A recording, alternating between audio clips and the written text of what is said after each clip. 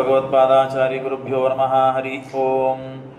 ಸೃಷ್ಟಿಸ್ಥಿತ್ಯಪ್ಯೇಯಾನ್ಯತಿದಶಿತಮೋ ಬಂಧಮೋಕ್ಷಾಶ್ಚ ಯಸ್ಮಾತ್ ಅಸ್ಯ ಶ್ರೀ ಬ್ರಹ್ಮರುದ್ರ ಪ್ರಭೃತಿ ಸುರನರದ್ವೀಷ ಶತ್ರುತ್ಮಕಸ್ಯ ವಿಷ್ಣೋರ್ವ್ಯಸ್ತಾಃ ಸಮಸ್ತಾಃ ಸಕಲಗುಣನಿಧಿಃ ಸರ್ವದೋಷೋ ವ್ಯಪೇತಃ ಪೂರ್ಣಾನಂದೋ ವ್ಯಯೋ ಯೋ ಗುರುರಪಿ ಪರಮಶ್ಚಿಂತಯೇದಂ ಮಹಾಂತಂ ಜನ್ಮಾದ್ಯಸ್ಯ ಯತೋನ್ವಯಾದಿತರತಶ್ಚಾರ್ಥೇಷ್ವಭಿಜ್ಞಸ್ವರಾಟ್ ತೇನೇ ಬ್ರಹ್ಮಹೃದಾಯ ಆದಿಕವಯೇ ಮುಖ್ಯಂತಿ ಯಂ ಸೂರಯಃ ತೇಜೋ ವಾರಿಮೃತಾಂ ಯಥಾ ವಿನಿಮಯೋ ಯತ್ರರ್ತಿ ಸರ್ಗೋ ಮೃಷಾ ಧಾಮ್ನಾ ಧಾಮ್ನಾ ಸ್ವೇನ ಸದಾ ನಿರಸ್ತಕುಹಕಂ ಸತ್ಯಂ ಪರಂ ಧೀಮಹಿ. ಗುರಜುರ್ ಸೃಷ್ಟಿ ಧರ್ಮ ವಿಜ್ಞಾನ ವೈರಾಗ್ಯ ಪರಮೇಶ್ವರ್ಯಶಾಲಿನಃ ಆನಂದತೀರ್ಥ ಭಗವತ್ಪಾದಾನ್ ವಂದೇ ನಿರಂತರಂ. ಚಿತ್ರೈಃ ಪದೈಶ್ಚ ಗಂಭೀರೈರ್ವಾಕ್ಯೈರ್ಮಾನೇರಖಂಡಿತೈಃ ಗುರುಭಾವಂ ವ್ಯಂಜಯಂತಿ ಭಾತಿ ಶ್ರೀರೈತೀರ್ಥವಾಕ್ ಭವತಿ ಯದನುಭಾವಾದೇಡಮೂಕೋಪಿ ವಾಗ್ಬೀಜಡಮತಿರಪಿ ಜಂತುರ್ಜಾಯತೆ ಪ್ರಾಜ್ಞಮೌಲಿಃ ಸಕಲವಚನಚೇತೋ ದೇವತಾ ಭಾರತೀ ಸಾ ಮಮ ವಚಸಿ ನಿಧತ್ತಾಂ ಸನ್ನಿಧಿಂ ಮಾನಸೇ ಚ. ನಮೋऽस्तु ತಾತ್ವಿಕಾ ದೇವಾಃ ವಿಷ್ಣುಭಕ್ತಿಪರಾಯಣಾಃ ಧರ್ಮಮಾರ್ಗೇ ಪ್ರೇರಯಂತು ಭವಂತಃ ಸರ್ವಗೇವಯೇ. ವಕ್ರತುಂಡ ಮಹಾಕಾಯ ಸೂರ್ಯಕೋಟಿಸಮಪ್ರಭ ನಿರ್ವಿಘ್ನಂ ಕುರು ಮೇ ದೇವ ಸರ್ವಕಾರ್ಯೇಷು ಸರ್ವದಾ. ನೌಮಿನ್ಯಾಯಸುಧಾಧಿಕೃಜ್ಜಯ ಮುನೀನ್ ಶ್ರೀಪಾದರಾಟ್ಸನ್ಮಣೀನ್ ವ್ಯಾಸಾರ್ಯಾನ್ ವಿವಿಧಾಗಮಾಬ್ಧಿವಿಹರಾನ್ ಶ್ರೀವಾದಿರಾಜಾನಪಿ ವಂದೇ ಹಂಸವರಾನ್ ರಘುತ್ತಮಗುರೋನ್ ವೈದಧ್ಯವಾರಾನಿಧೀನ್ ಶ್ರೀಸತ್ಯವ್ರತರಾಘವೇಂದ್ರ ಮುನಿಪಾನ್ ಸದ್ಬೋಧ ಸಧ್ಯಾನಪಾನ್ ವಿದ್ಯಾಯಾಂ ವಿಬುಧಾಚಾರ್ಯಂ ವೇದಜ್ಞಾನಾಬ್ಧಿಚಂದಿರಂ ದುರ್ಮತಧ್ವಾಂತಮಾರ್ತಂಡಂ ಸತ್ಯಧ್ಯಾನ ಮುನಿಂ ಭಜೆ. ಸತ್ಯಾಭಿಜ್ಞಕರಾಬ್ಜೋತ್ಥಾನ್ ಪಂಚಾಶದ್ವರ್ಷಪೂಜಕಾನ್ ಸತ್ಯಪ್ರಮೋದತೀರ್ಥಾರ್ಯಾನ್ ನೌಮಿನ್ಯಾಯ ಸುಧಾರತಾನ್. ಶಾಸ್ತ್ರೇಷು ಪಾರದೃಶ್ವಾನಂ ಶಾಸ್ತ್ರಜ್ಞೇಷು ಚ ವತ್ಸಲಂ ದೀನಭಕ್ತೋದ್ಧಾರಕರಂ ಸತ್ಯಾತ್ಮಾನಂ ಗುರುಂ ಭಜೆ. ವಿದ್ಯಾಪೀಠವಿದಾತಾರಂ ವಿದ್ಯಾವಾರಿಧಿಚಂದಿರಂ ವಿದ್ಯಾರ್ಥಿವತ್ಸಲಂ ವಂದೇ ಮಹಾಮಹಿಮ ಸದ್ಗುರುಂ. ಆಪಾದಮೂಲಿಪರ್ಯಂತಂ ಗುರುಣಾಂ ಆಕೃತಿಂ ಸ್ಮರೇತ್ ತೇನ ವಿಘ್ನಾಃ ಪ್ರಣಶ್ಯಂತಿ ಸಿದ್ಧ್ಯಂತಿ ಚ ಮನೋರಥಾಃ. ಶ್ರೀ ಗುರುಭ್ಯೋ ನಮಃ. ಹರಿ ಓಂ. ಸ್ವಸ್ತ್ಯಸ್ತು ಅಶೇಷತಾಂ ಸನ್ಮಂಗಲಾನಿ ಸಂಭವಂತು. ಸಮ್ಯಕ್ ಶ್ಲೋಕೈಕಶ್ರವಣಪಠನ ಮಾತ್ರೇಣ ವಕ್ತುಶ್ಚ ಶ್ರೋತॄಣಾಂ ನಿಖಿಲ ಕಲಿಕೃತಕಲ್ಮಷಾ ಪುನೋತನ ಪಟುದರೆ ಧರ್ಮಾದ್ಯಖಿಲ ಪುರುಷಾರ್ಥ ಸಾಧಿನೀಭೂತೆ ಶ್ರೀಮದ್ಭಾಗವತೆ ಅದ್ಯ ಕಥಾ ಪ್ರಾರಂಭೆ ಸಿದಿ ಕಿಂಚಿತ್ ಪೂರ್ವಕಥಾ ಪ್ರಮೇಯಾನುವಾದಃ. ಪ್ರಥಮ ಸ್ಕಂದದಲ್ಲಿ ಶ್ರೀಕೃಷ್ಣ ಪರಮಾತ್ಮ ತಾನು ಎಲ್ಲ ತನ್ನ ಪರಿವಾರದವರಿಗೆ ತನ್ನ ಲೋಕಕ್ಕೆ ಹೋಗುವಂತೆ ಸೂಚನೆಯನ್ನು ಮಾಡಿಕೊಟ್ಟು ಕೊನೆಗೆ ಪರೀಕ್ಷಿತ ರಾಜನ ಮೇಲೆ ಸಿಂಹಾಸನದ ಮೇಲೆ ಪರೀಕ್ಷಿತ ರಾಜನನ್ನು ಕೂಡಿಸ್ತಾನೆ. ಆಗ ಪರೀಕ್ಷಿತ ರಾಜ ಎಲ್ಲ ಕಡೆಗೆ ಧರ್ಮವನ್ನು ಪ್ರಚಾರ ಮಾಡುವ ಸಜ್ಜನರಿಗೆ ಹಿತವನ್ನು ಮಾಡುವುದಕ್ಕಾಗಿ ಸಂಚಾರ ಮಾಡಿದಾಗ ಅಲ್ಲಿ ಕಲಿಯನ್ನು ನೋಡ್ತಾನೆ. ಕಲಿಯನ್ನು ಶಾಸಿಸಬೇಕು, ಅವನನ್ನು ದಂಡನ ಮಾಡಬೇಕು ಅಂದಾಗ ಅವನು ಶರಣಾಗತನಾಗ್ತಾನೆ. ಶರಣಾಗತನಾದದ್ದರಿಂದ ಅವನನ್ನು ಬಿಡುತ್ತಾನೆ. 5 ಸ್ಥಳಗಳನ್ನು ತಾನು ಅವನಿಗೆ ಇರೋದಕ್ಕೆ ಅವಕಾಶ ಕೊಡ್ತಾನೆ. ಆಗ ಪರೀಕ್ಷಿತ ರಾಜ ಒಂದು ದಿನ ಬೇಟೆಗಾಗಿ ಬಂದಿರ್ತಾನೆ. ಬಹಳ ನೀರಡಿಕೆ ಆಗ್ತದೆ. ಆಶ್ರಮ ನೋಡ್ತಾನೆ. ಶ್ರಮಿಕರು ಕೂತಿರ್ತಾರೆ. ಹಾಗೆ ನಾಟಕ ಮಾಡ್ತಾ ಇದ್ದಾರೆ. ಬಂದ ಅತಿಥಿಗಳಿಗೆ ತಾವು ಆಶ್ರಯವನ್ನು ಕೊಟ್ಟು ಅವರಿಗೆ ಬೇಕಾದಂತಹ ಆತಿಥ್ಯವನ್ನು ಮಾಡದೆ ಕೇವಲ ಜಪವನ್ನು ಮಾಡ್ತಾ ಕೂತ್ರಿ, ಇದೆಂಥ ಜಪ ಅಂತ ತಾನು ಅಂದುಕೊಂಡು ತಾನು ಅವಮಾನ ಮಾಡಬೇಕು ಅಂತ ಹೇಳಿ ಅಸಂಪ್ರಜ್ಞಾತ ಸಮಾಧಿಯಲ್ಲಿ ಇದ್ದವರಿಗೆ ಆ ನಿಯಮಗಳು ಇಲ್ಲ. ಸ್ನಾನ ಮಾಡಬೇಕು, ಸಂಧ್ಯಾವಂದನ ಮಾಡಬೇಕು, ಪ್ರತಿನಿತ್ಯ ದಿನಕರ್ಮವನ್ನು ಮಾಡಬೇಕು, ಯಾವ ನಿಯಮ ಇಲ್ಲ. ಯಾವತ್ತು ಅವರಿಗೆ ಎಚ್ಚರ ಆಗ್ತದೋ ಆವಾಗ ಆಗೆಲ್ಲ ಕೆಲಸಗಳನ್ನು ಮಾಡಬಹುದು. ಮತ್ತೆ ಅವರು ಅಸಂಪ್ರಜ್ಞಾತ ಸಮಾಧಿಗೆ ಹೋದರೆ ಯಾವಾಗ ಅವರಿಗೆ ಎಚ್ಚರ ಆಗ್ತದೋ ಆವಾಗ ಆ ಕೆಲಸವನ್ನು ಮಾಡಬೇಕು ಅಂತ ಹೇಳಿದ್ದಾರೆ. ಹಾಗಾಗಿ ತಮ್ಮಂದೇ ಆ ಶ್ರಮಿಕರ ಏನೂ ತಪ್ಪು ಮಾಡಿಲ್ಲ. ಆದರೂ ತಾನು ತಪ್ಪನ್ನು ತಿಳಿದುಕೊಂಡು ಆ ಕಲಿಯ ಪ್ರಭಾವದಿಂದ ಸತ್ತ ಹಾವನ್ನು ಧನುಷ್ಕೋಟಿಯಿಂದ ಎತ್ತಿ ಹಾಕ್ತಾನೆ. ಆಗ ಶಾಪ ಕೊಡ್ತಾನೆ. ಶಾಪ ಕೊಟ್ಟಿದ್ದು ಗೊತ್ತಾಗ್ತದೆ. ತಾನು ಪ್ರಾಯೋಪವೇಶವನ್ನು ಅನ್ನ ನೀರುಗಳನ್ನು ಬಿಟ್ಟು ಗಂಗಾ ತೀರಕ್ಕೆ ಬಂದು ಪ್ರಾಯೋಪವೇಶವನ್ನು ಮಾಡಬೇಕು ಅಂತ ಬಂದು ನೆನೆಸಿದ್ದಾನೆ. ಆ ಪರೀಕ್ಷಿತ ರಾಜ ಬಂದರೆ ಎಲ್ಲ ಸಜ್ಜನರು ಅವನ ಹಿಂದೆ ಬೆನ್ನತ್ತಿದ್ದಾರೆ. ರಾಜರು, ಋಷಿಗಳು, ಮಹನೀಯರು. ಸ್ವಯಂ ವೇದವ್ಯಾಸ ದೇವರು, ಪರಶುರಾಮ ದೇವರು ಬಂದಿದ್ದಾರೆ. ಕೃಷ್ಣ ಒಬ್ಬನು ಬಿಟ್ಟರೆ ಸ್ವಯಂ ವೇದವ್ಯಾಸ ದೇವರು, ಕೃಷ್ಣನಿಂದ ಅಭಿನ್ನವಾದ ವೇದವ್ಯಾಸ ರೂಪ, ಪರಶುರಾಮ ದೇವ ರೂಪ ಅಲ್ಲಿ ಬಂದು ಸನ್ನಿಧಾನಗೊಂಡಿದೆ. ಆಗ ಶುಕಾಚಾರ್ಯರು ಬಂದಿದ್ದಾರೆ. ಅವರಿಗೆ ಸ್ವಾಗತ ಮಾಡ್ತಾನೆ, ಕುಡಿಸ್ತಾನೆ, ಕೂಡಿಸಿ ಪ್ರಾರ್ಥನೆ ಮಾಡ್ತಾನೆ. ಯಶ್ರೋತವ್ಯಂ ಅಥೋ ಜಪ್ಯಂ ಯತ್ ಕರ್ತವ್ಯಂ ನೃಭಿಃ ಪ್ರಭೋ. ಕೊನೆ ಕಾಲಕ್ಕೆ ಯಾವುದನ್ನ ಮಾಡಬೇಕು, ಯಾವುದನ್ನ ಮಾಡಬಾರದು, ಇದನ್ನ ನನಗೆ ತಿಳಿಸಿಕೊಡ್ರಿ. ಯಾವುದನ್ನ ಜಪ ಮಾಡಬೇಕು, ಯಾವುದನ್ನ ಶ್ರವಣ ಮಾಡಬೇಕು, ಯಾವುದನ್ನ ಭಜನೆ ಮಾಡಬೇಕು, ಇದನ್ನ ತಿಳಿಸು ಅಂತ ಪರೀಕ್ಷಿತ ರಾಜ ತಾನು ಶುಕಾಚಾರ್ಯರು ಮೊನ್ನೆ ಸ್ಕಂದದಲ್ಲಿ, ಪ್ರಥಮ ಸ್ಕಂದದಲ್ಲಿ ನಿನ್ನೆ ಕೇಳಿದ್ದೀರಿ ಶುಕಾಚಾರ್ಯರ ವೈಭವ, ಅವರ ವೈರಾಗ್ಯ, ಅವರ ತಪಸ್ಸು ಭಾರೀ ತೇಜಸ್ಸು ಅಂತ ಶುಕಾಚಾರ್ಯರು ಆ ಪ್ರಶ್ನೆಗೆ ಉತ್ತರವನ್ನು ಕೊಡ್ತಾರೆ. ವರೀಯಾನ್ ಏಷತೆ ಪ್ರಶ್ನ ಕೃತೋ ಲೋಕಹಿತೋ ನೃಪ. ನಿನಗೆ ಒಳ್ಳೆಯದಾಗುವಂತೆ ನಿನ್ನನ್ನ ಮಾಧ್ಯಮವನ್ನು ಇಟ್ಟುಕೊಂಡು, ನಿನ್ನ ನಿಮಿತ್ತ ಮಾಡಿಕೊಂಡು ಸಮಸ್ತ ಜಗತ್ತಿಗೂ ಕಲ್ಯಾಣ ಉಂಟಾಗ್ತದೆ. ಈ ಅಂಥ ಒಳ್ಳೆಯ ಪ್ರಶ್ನೆಗಳನ್ನು ಕೇಳಿದ್ದಿ. ಹಾಗಾಗಿ ಅವನಿಗೆ ಶಾಪ ಅವನಿಗಿದ್ದರೂ ನಮಗೆ ವರ ಆಗಿದೆ.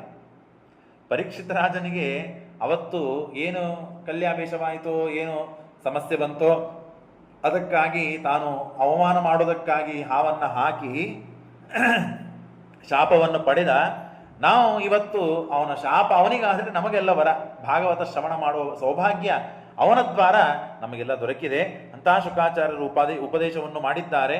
ವರೀಯಾನ್ ಏಷದ ಪ್ರಶ್ನ ಆತ್ಮವಿತ್ ಸಂವಿತ ಪುಂಸಾಂ ಶ್ರೋತವ್ಯಾದೀಶು ಯಃ ಪರಃ ಶ್ರೋತವ್ಯಾನೀನಿ ರಾಜೇಂದ್ರ. ನೋಡಪ್ಪ ಪರೀಕ್ಷಿತ ರಾಜ, ನೀನು ಪ್ರಶ್ನೆ ಕೇಳಿಯಲ್ಲ, ಯಾವುದನ್ನ ಕೇಳೋದಿದೆ ಕೊನೆಯ ಕಾಲಕ್ಕೆ, ನೂರಾರು ತತ್ವಗಳನ್ನು ಕೇಳೋದಿದೆ, ನೂರಾರು ಹರಟೆಗಳನ್ನು ಕೇಳೋದಿದೆ.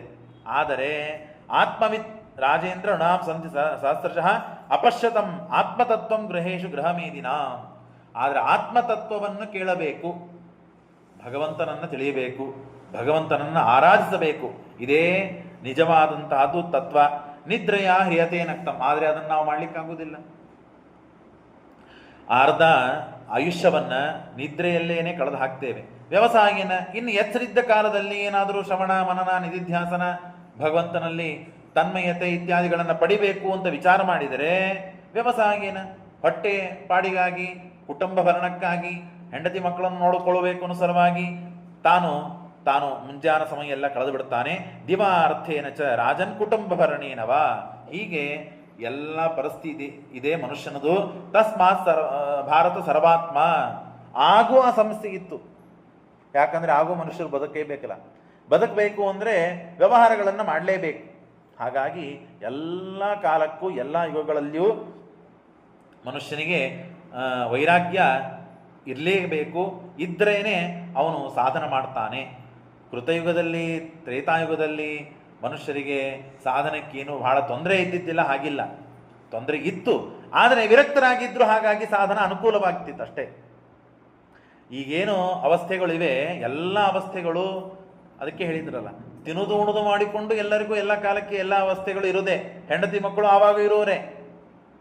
ಆದರೆ ಆಗ ವಿರಕ್ತರಾಗಿ ಇರ್ತಿದ್ರು. ಈಗ ಸ್ವಲ್ಪ ವಿರಕ್ತಿ ಕಮ್ಮಿ ಇದೆ. ಕಾಲಮಾನ ಯುಗದ ಧರ್ಮ ಅನುಸಾರವಾಗಿ ಶ್ರೋತವ್ಯ ಕೀರ್ತಿತವ್ಯಶ್ಚ ಸ್ಮರ್ತವ್ಯಶ್ಚೇಚ್ಛತಾ ಭಯಂ.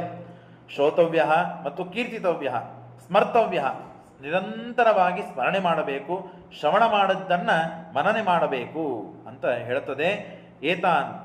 ಹಾಗಾಗಿ ಜನ್ಮ ಲಾಭ ಪರಂ ಪುಂಸಾಂ. ಬಹಳ ದುರ್ಲಭ ಇದೆ ರೀ ಮಾನುಷ್ಯ ಜನ್ಮ. ಅದರಲ್ಲಿಯೂ ಬ್ರಾಹ್ಮಣನಾಗಿ ಹುಟ್ಟುವುದು, ತಿಳುವಳಿಕೆ ಇದ್ದು ಒಳ್ಳೆ ಕುಲಗೋತ್ರ ಸಂಪನ್ನನಾಗಿ, ಆ ಕಡೆ ಕುಲ ಈ ಕಡೆ ಕುಲ, ತಾಯಿ ತಂದೆಯ ಕುಲಗಳು ಉತ್ತಮ ರೀತಿಯಿಂದ ಇದ್ದು ಅಲ್ಲಿ ಸಂತಾನನಾಗಿ ನಾನು ಹುಟ್ಟಿ ಸಾಧನೆ ಮಾಡುವುದು ಬಹಳ ದುರ್ಲಭ ಇದೆ. ಒಬ್ಬ ಸಾಮಾನ್ಯ ವ್ಯಕ್ತಿ ಸಾಧನೆ ಮಾಡೋದಕ್ಕೂ ಉತ್ತಮ ಕುಲೋತ್ಪನ್ನನಾದ ವ್ಯಕ್ತಿ ಸಾಧನೆ ಮಾಡೋದಕ್ಕೂ ಅಜಗಜಾಂತರ ವ್ಯತ್ಯಾಸ ಇದೆ. ಈ ಕಡೆ ಕುಲಶುದ್ಧಿ, ತಂದೆ ಕುಲಶುದ್ಧಿ, ತಾಯಿಯ ಕುಲಶುದ್ಧಿ ಇದ್ದ ಒಬ್ಬ ವ್ಯಕ್ತಿ ಒಂದು ವಿಷ್ಣು ಸಹಸ್ರನಾಮ ಹೇಳಿದರೆ 1000 ಪಟ್ಟು ಪುಣ್ಯ ಬರ್ತದೆ. ಅದೇ ಇಲ್ಲದೇ ಇದ್ದ ವ್ಯಕ್ತಿ ಅಂದರೆ ಅಷ್ಟು ಪುಣ್ಯ ಬರುವುದಿಲ್ಲ, ಬರ್ತದೆ. ಹಾಗಾಗಿ ಶುದ್ಧಿ ಬಹಳ ಮಹತ್ವದ್ದು. ಹಾಗಾಗಿ ಅಂತಹ ಜನ್ಮ ನಮಗೆ ಸಿಕ್ಕಿದೆ.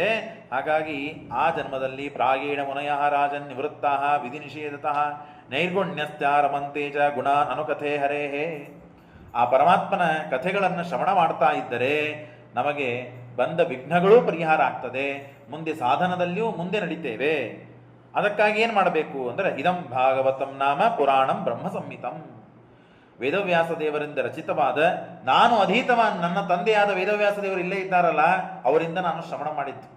ಹಾಗಾಗಿ ದ್ವಾಪರಾದೋ ಪಿತೃದ್ವೈಪಾಯನಾದ ಅಹಂ, ನನ್ನ ತಂದೆಯಾದ ವೇದವ್ಯಾಸ ದೇವರಿಂದೇ ನಾನು ಕೇಳಿ ತಿಳಿದದ್ದನ್ನು ಪರಿನಿಷ್ಠಿತ, ನನಗೆ ಮೋಕ್ಷ ಅಂತ ನಿಶ್ಚಿತ. ಎಷ್ಟು ಕಾನ್ಫಿಡೆನ್ಸ್ ಅಂತ ಹೇಳ್ತಾರೆ ನೋಡ್ರಿ ಅಪರೋಕ್ಷ ಜ್ಞಾನಿಗಳು, ಪರೀಕ್ಷಿತರು, ಶುಕಾಚಾರ್ಯರು. ನನಗೆ ಯದ್ಯಪಿ ಮೋಕ್ಷ ಅಂತನ್ನೋದು ನಿಶ್ಚಿತವಾಗಿದ್ದರು, ಪರಿನಿಷ್ಠಿತೋಪಿ ನೈರ್ಗುಣ್ಯಸ್ಥಃ ಉತ್ತಮ ಶ್ಲೋಕ ಲೀಲೆಯ, ಆ ಪರಮಾತ್ಮನ ಗುಣಗಳನ್ನು, ಪರಮಾತ್ಮನ ಭಕ್ತರ ಗುಣಗಳನ್ನು ನಾನು ಕೇಳಿ ತಿಳಿಬೇಕು, ತಿಳಿದದ್ದನ್ನು ತಿಳಿಸಬೇಕು ಅಂತನ್ನೋದು ಅತ್ಯಂತ ನಿಷ್ಠೆಯಿಂದ ನಾ ಈ ಕೆಲಸ ಮಾಡ್ತೇನೆ. ನನಗೆ ಸಿಗುವುದೆಲ್ಲ ಸಿಗ್ತದೆ, ನಾನ್ಯಾಕೆ ಇದನ್ನು ಮಾಡಬೇಕು ಅಂತ ನಾನು ಸುಮ್ಮನೆ ಇರೋದಿಲ್ಲ. ಇನ್ನು ಹೆಚ್ಚು ಆನಂದ, ಅಭಿವೃದ್ಧಿ ಇತ್ಯಾದಿಗಳೆಲ್ಲ ನನಗೆ ಸಿಗ್ತದೆ, ಹಾಗಾಗಿ ಇದನ್ನು ನಾನು ಮಾಡ್ತೇನೆ ಅಂದಾಗ ಪರೀಕ್ಷಿತ ರಾಜ ಹೇಳ್ತಾನೆ, ಸ್ವಾಮಿ ನನಗೆ ಸಿಕ್ಕಿದ್ದು 7 ದಿನಗಳು, 7 ದಿನಗಳಲ್ಲಿ ನೀವು ತಿಳಿದದ್ದೆಲ್ಲ ನಾನು ತಿಳ್ಕೊಂಡ್ರೆ ನನ್ನ ಉದ್ಧಾರ ಆಗ್ತದಾ ಅಂದಾಗ ಪರೀಕ್ಷಿತ ರಾಜನಿಗೆ ಶುಕಾಚಾರ್ಯ ಹೇಳ್ತಾರೆ, ಎಷ್ಟು ದಿನ ಕೇಳಿದ್ದೇವೆ, ಎಷ್ಟು ಹೊತ್ತು ಕೇಳಿದ್ದೇವೆ ಅಂತನ್ನೋದು ಮಹತ್ವದಲ್ಲಪ್ಪ, ಎಷ್ಟು ಹೊತ್ತು, ಎಷ್ಟು ದಿನ, ಎಷ್ಟು ಭಕ್ತಿಯಿಂದ ಕೇಳಿದ್ದೇವೆ ಅಂತನ್ನೋದು ತನ್ಮಯರಾಗಿ ಪರಿನಿಷ್ಠಿತರಾಗಿ ನಾವು ಕೇಳಿದ್ದೇವೆ ಅಂತನ್ನೋದು ಮಹತ್ವದಿದೆ. ಒಬ್ಬ ರಾಮಚಂದ್ರನ ವಂಶದಲ್ಲಿ, ಸೂರ್ಯವಂಶದಲ್ಲಿ ಒಬ್ಬ ಖಟ್ವಾಂಗ ಅಂತನ್ನುವ ರಾಜ ಇದ್ದ. ಅವನು ಮಹಾಪರಾಕ್ರಮಿ. ಎಷ್ಟು ಪರಾಕ್ರಮಿ ಅಂತಂದ್ರೆ ದೇವದಾನವರಿಗೆ ಯುದ್ಧವಾದಾಗ ದೇವತೆಗಳು ಸೋತು ಹೋಗ್ಬಿಡ್ತಾರೆ. ಆಗ ಈ ರಾಜನನ್ನ ಕರೀತಾರೆ, ಖಟ್ವಾಂಗನ, ನೀ ಬಾಪ ಸ್ವಲ್ಪ ನಮಗೆ ಸಹಾಯ ಮಾಡು ಯುದ್ಧದಲ್ಲಿ ಅಂತ ಹೇಳಿದಾಗ ದೇವತೆಗಳಿಗೆ ಜಯವನ್ನು ತಂದುಕೊಟ್ಟ ಮಹಾ ಪರಾಕ್ರಮಿಯವನು ಖಟ್ವಾಂಗ. ಆಗ ದೇವತೆಗಳೆಲ್ಲ ಸಂತೋಷ ಪಡ್ತಾರೆ. ಸಂತೋಷಪಟ್ಟು ಕೇಳ್ತಾರೆ, ನಿನಗೇನು ಬೇಕು ಕೇಳು. ಏನು ಬೇಡ ಸ್ವಾಮಿ, ನನಗೆ ಸಾಕಾಯಿತು, ಜೀವನ ಸಾಧನ ಮಾಡಿಕೊಳ್ಬೇಕಾಗಿದೆ, ನನ್ನ ಆಯುಷ್ಯ ಎಷ್ಟಿದೆ ತಿಳಿಸ್ರಿ. ಹಾಗಾದರೆ ಒಂದು ಕೆಲಸ ಮಾಡು, ಈಗಿಂದೀಗ ನಿನ್ನ ತಳಗೆ ಹೋಗು, ನಿನಗೊಂದು ಮುಹೂರ್ತ 48 ನಿಮಿಷಗಳ ಕಾಲ ಮಾತ್ರ ನಿನ್ನ ಆಯುಷ್ಯ ಇದೆ. ಹಾಗಾಗಿ ಈಗಿಂದೀಗ ತಳಗೆ ಹೋಗು, ನಿನ್ನ ಸಾಧನ ಪ್ರಾರಂಭ ಮಾಡು ಅಂದಾಗ ಎಲ್ಲ ಬಿಟ್ಟು ನೇರವಾಗಿ ಕಾಡಿಗೆ ಹೋಗಿದ್ದಾನೆ, ತಪಸ್ಸು ಮಾಡಿದ್ದಾನೆ. ಕೊನೆ ಕಾಲಕ್ಕೆ ಸಾಧನ ಮಾಡಬೇಕಾದದ್ದನ್ನು ಮಾಡಿಕೊಂಡಿರೆ ಅಂತಕಾಲೇತು ಪುರುಷಃ ಆಗತೆ ಗತಸಾತ್ವತಃ ಚಿಂಜಾತ್ ಅಸಂಗಶಸ್ತ್ರೇಣ. ಮೊದಲಿಗೆ ನಾವು ನಮ್ಮದು, ನಮ್ಮ ಹೆಂಡತಿ, ನಮ್ಮ ಮಕ್ಕಳು, ಐಶ್ವರ್ಯ, ಕೀರ್ತಿ ಅಂತನ್ನೋದು ಎಲ್ಲಿವರೆಗೆ ನಾವು ಅದರಿಂದ ದೂರ ಆಗೋದಿಲ್ಲವೋ ಅಲ್ಲಿವರೆಗೆ ನಮ್ಮ ಲಿಂಗದೇಹ ಭಂಗವಾಗುವುದಿಲ್ಲ. ಅದು ಲಿಂಗದೇಹವನ್ನು ತಂದು ಕೊಡ್ತದೆ ಅದು. ಹಾಗಾಗಿ ಮೊಟ್ಟ ಮೊದಲಿಗೆ ಎಲ್ಲವನ್ನು ಬಿಟ್ಟು ತಾನು ದೂರಾದಂತೆ, ದೂರಾಗಿ ಶುಚಿರ್ಭೂತನಾಗಿ ಗೃಹಾತ್ ಪರಿವೃಜೋಧೀರ ಪುಣ್ಯತೀರ್ಥ ಜಲಾಪ್ಲುತಃ, ತಾನು ಉತ್ತಮ ಗತಿಯನ್ನು ಪಡೆದಿದ್ದಾನೆ. ಯಾಕೆ? ಅಷ್ಟು ಉತ್ತಮ ಸಾಧನ ಮಾಡಿದ್ದಾನೆ. ಸ್ವಲ್ಪೇ ಹೊತ್ತು ಮಾಡಿದರೂ ಅತ್ಯಂತ ಭಕ್ತಿಯಿಂದ ದೇವರನ್ನು ನೆನೆಸಿದ್ದಕ್ಕೆ ತಾನು ಉತ್ತಮ ಗತಿಯನ್ನು ಪಡೆದಿದ್ದಾನೆ. ಅಂದ ಮೇಲೆ ನಿನಗೆ 7 ದಿನಗಳಿವೆ, 7 ದಿನಗಳಲ್ಲ, 7 ದಿನಗಳಿವೆ. ಹಾಗಾಗಿ ನೀನು ಅವಶ್ಯವಾಗಿ ಉತ್ತಮ ಗತಿಯನ್ನು ಪಡೀತಿ. ದೇವರಲ್ಲಿ ಭಕ್ತಿಯನ್ನು, ದೇವರ ಕಥಾ ಶ್ರವಣವನ್ನು, ಗುಣಗಳನ್ನು ಅವಶ್ಯವಾಗಿ ನೀನು ಕೇಳು. ಹಾಗಾದರೆ ಉಪದೇಶ ಮಾಡ್ರಿ, ಪ್ರಾರಂಭ ಮಾಡ್ರಿ ಸ್ವಾಮಿ ಅಂತ ಪರೀಕ್ಷಿತ ರಾಜ ತಾನು ಶುಕಾಚಾರ್ಯರಿಗೆ ಪ್ರಾರ್ಥನೆ ಮಾಡಿದರೆ ಆಗ ಶುಕಾಚಾರ್ಯರು ಹೇಳ್ತಾರೆ, ತತ್ರೇಕಾವಯಂ ಧ್ಯಾಯೇತ್. ನೋಡಪ್ಪ, ದೇವರ ಅವಯವಗಳನ್ನು ಧ್ಯಾನ ಮಾಡಬೇಕು ಅಂತ ಇದೆ. ಒಂದು ಸ್ಥೂಲ ರೂಪ ಧ್ಯಾನ, ಒಂದು ಸೂಕ್ಷ್ಮ ರೂಪ ಧ್ಯಾನ. ಭಾಗವತ ಬಹಳ ಕಠಿಣ. ನಾವು ಕೇಳೋರಿಗೆ ಬೇಸರ ಆಗಬಾರದು ಅಂತ ಹೇಳಿ ಕೆಲವು ಕಥೆಗಳನ್ನು ಅಥವಾ ಬೇರೆ ಬೇರೆ ಸೇರಿಸಿ ಎಲ್ಲ ರಂಜನೆ ಆಗಬೇಕು, ಬೇಸರ ಆಗಬಾರದು ಅಂತ ಹೇಳಿ ಅದನ್ನು ಕಥೆಯನ್ನು ಕೇಳುವ ಪ್ರಯತ್ನ ಮಾಡಿಸ್ತಿರ್ತೇವೆ. ಆದರೆ ಭಾಗವತದಲ್ಲಿ ಬೇರೆ ಕಥೆಗಳನ್ನು ತಂದು ಹೇಳದೇ ಇದ್ದಷ್ಟು ಕಥೆಗಳಿವೆ, ಬೇರೆ ಪ್ರಸಂಗಗಳನ್ನು ಹೇಳದೇ ಇದ್ದಷ್ಟು ಪ್ರಸಂಗಗಳಿವೆ. ಅಷ್ಟು ವೈರಾಗ್ಯ ಇದೆ, ಅಷ್ಟು ಭಕ್ತಿ ಇದೆ, ಅಷ್ಟು ಭಗವಂತನ ಮಹಿಮೆ ಇದೆ. ಎಲ್ಲವನ್ನು ಬಿಟ್ಟು ಭಾಗವತವನ್ನೇ ನಿರಂತರವಾಗಿ ಕೇಳಬೇಕು ಅಂತನ್ನುವಷ್ಟು ಭಕ್ತಿ ಬರುವಷ್ಟು ಭಕ್ತಿ ಗುಣಗಳು ಭಾಗವತದಲ್ಲಿ ಇದೆ. ದೇವರನ್ನು ಸ್ಮರಣೆ ಮಾಡಬೇಕು. ನೋಡಪ್ಪ, ಸ್ಥೂಲ ರೂಪ ಧ್ಯಾನ ಅಂತಿದೆ, ಸೂಕ್ಷ್ಮ ರೂಪ ಧ್ಯಾನ ಇದೆ, ಬಹಳ ಮಹತ್ವದ್ದು. ಯಾರಿಗೆ ಮೋಕ್ಷ ಬೇಕೋ ಅವರು ಈ ರೂಪವನ್ನು ಧ್ಯಾನ ಮಾಡಲೇಬೇಕು. ಸತಚಿತ ಆನಂದ ಆತ್ಮ ಅಂತನ್ನುವ 4 ಗುಣಗಳನ್ನು ಸರ್ವ ಮುಕ್ತಿಯೋಗ್ಯರಾದ ಜೀವರಾಶಿಗಳಿಗೆ ಉಪಾಸನ ಮಾಡಲು ಯೋಗ್ಯವಾದ ಗುಣಗಳು ಅಂತ ಹೇಳಿದ್ದಾರೆ ಶಾಸ್ತ್ರದಲ್ಲಿ. ಸತ ನಿರ್ದುಃಖನಾದ, ಚಿನ್ಮಯನಾದ, ಚಿನ್ಮಯನಾದ ಮತ್ತು ಆನಂದ ರೂಪನಾದ ಆತ್ಮ, ಸ್ವಾಮಿಯಾದ ಭಗವಂತ, ನಾನು ದಾಸ, ಅವನು ಸ್ವಾಮಿ ಅಂತ ಧ್ಯಾನ ಮಾಡಬೇಕು ಅಂತೆ. ಹೀಗೆ 4 ಗುಣಗಳನ್ನು ನಿರಂತರವಾಗಿ ಉಪಾಸನೆ ಮಾಡುವುದು ಏಕಕಾಲಕ್ಕೆ ಮಾಡಬೇಕು. ಮಾಡ್ಲಿಕ್ಕೆ ನಮಗಾಗೋದಿಲ್ಲ. ಸದ್ರೂಪವನ್ನು ಧ್ಯಾನ ಮಾಡಬೇಕಾದ್ರೆ ಚಿದ್ರೂಪ ಸ್ಮರಣೆ ಬರುವುದಿಲ್ಲ. ಯಾವುದೋ ಒಂದನ್ನು ತಿನ್ನಬೇಕಾದಾಗ ಇನ್ನೊಂದನ್ನು ಹೇಗೆ ತಿನ್ಲಿಕ್ಕೆ ಸಾಧ್ಯ? ಆದರೆ ಇದನ್ನು ರೂಢಿ ಮಾಡಿದರೆ ಆಗ್ತದೆ. ನಾನು ನಿನ್ನೆ ನಮ್ಮ ಗುರುಗಳು ಉದಾಹರಣೆ ಕೊಟ್ಟಿದ್ದನ್ನು ನಿಮ್ಮ ಮುಂದೆ ಹೇಳಿದ್ದೇನೆ. ಹಾಗೆ ಮಾಡಿ ಮಾಡಿ ಪ್ರಯತ್ನದಿಂದ ಎಲ್ಲವನ್ನೂ ಸಾಧನೆ ಮಾಡಲಿಕ್ಕೆ ಸಾಧ್ಯವಿದೆ. ಏಕಕಾಲಕ್ಕೆ ಅಷ್ಟಾವಧಾನ ಪರೀಕ್ಷಾ ಅಂತ ಇರ್ತದೆ. ಒಬ್ಬವನು ಶ್ಲೋಕ ಮಾಡುವಂತ ಒಬ್ಬನು ಗಂಟು ಬಿದ್ದಿರ್ತಾನೆ, ಒಬ್ಬನು ಹಾಳು ಹರಟಿ ಹೊಡಿತಿರ್ತಾನೆ, ಇನ್ನೊಬ್ಬನು ವೇದಾಂತ ಪರೀಕ್ಷೆ ಕೇಳ್ತಿರ್ತಾನೆ. ಎಲ್ಲ 8 ಮಂದಿ ಕೂಡಿಸಿ ಒಬ್ಬನನ್ನು ಮಧ್ಯದಲ್ಲಿ ಇಟ್ಟು 8 ಜನ ಮಾತನಾಡಿದ್ದು ಏಕಕಾಲಕ್ಕೆ ಮಾತನಾಡುತ್ತಾರೆ. ಅದನ್ನು ಅವನು ಶ್ರವಣ ಮಾಡಿ ಯಾರ್ಯಾರು ಏನೇನು ಪ್ರಶ್ನೆಗಳನ್ನು ಕೇಳಿದ್ದಾರೋ ಒಂದಾದ ಮೇಲೆ ಆ ಪ್ರಶ್ನೆಗಳನ್ನು ತಾನು ನೆನಪಿಟ್ಟುಕೊಂಡು ಉತ್ತರ ಕೊಡಬೇಕು.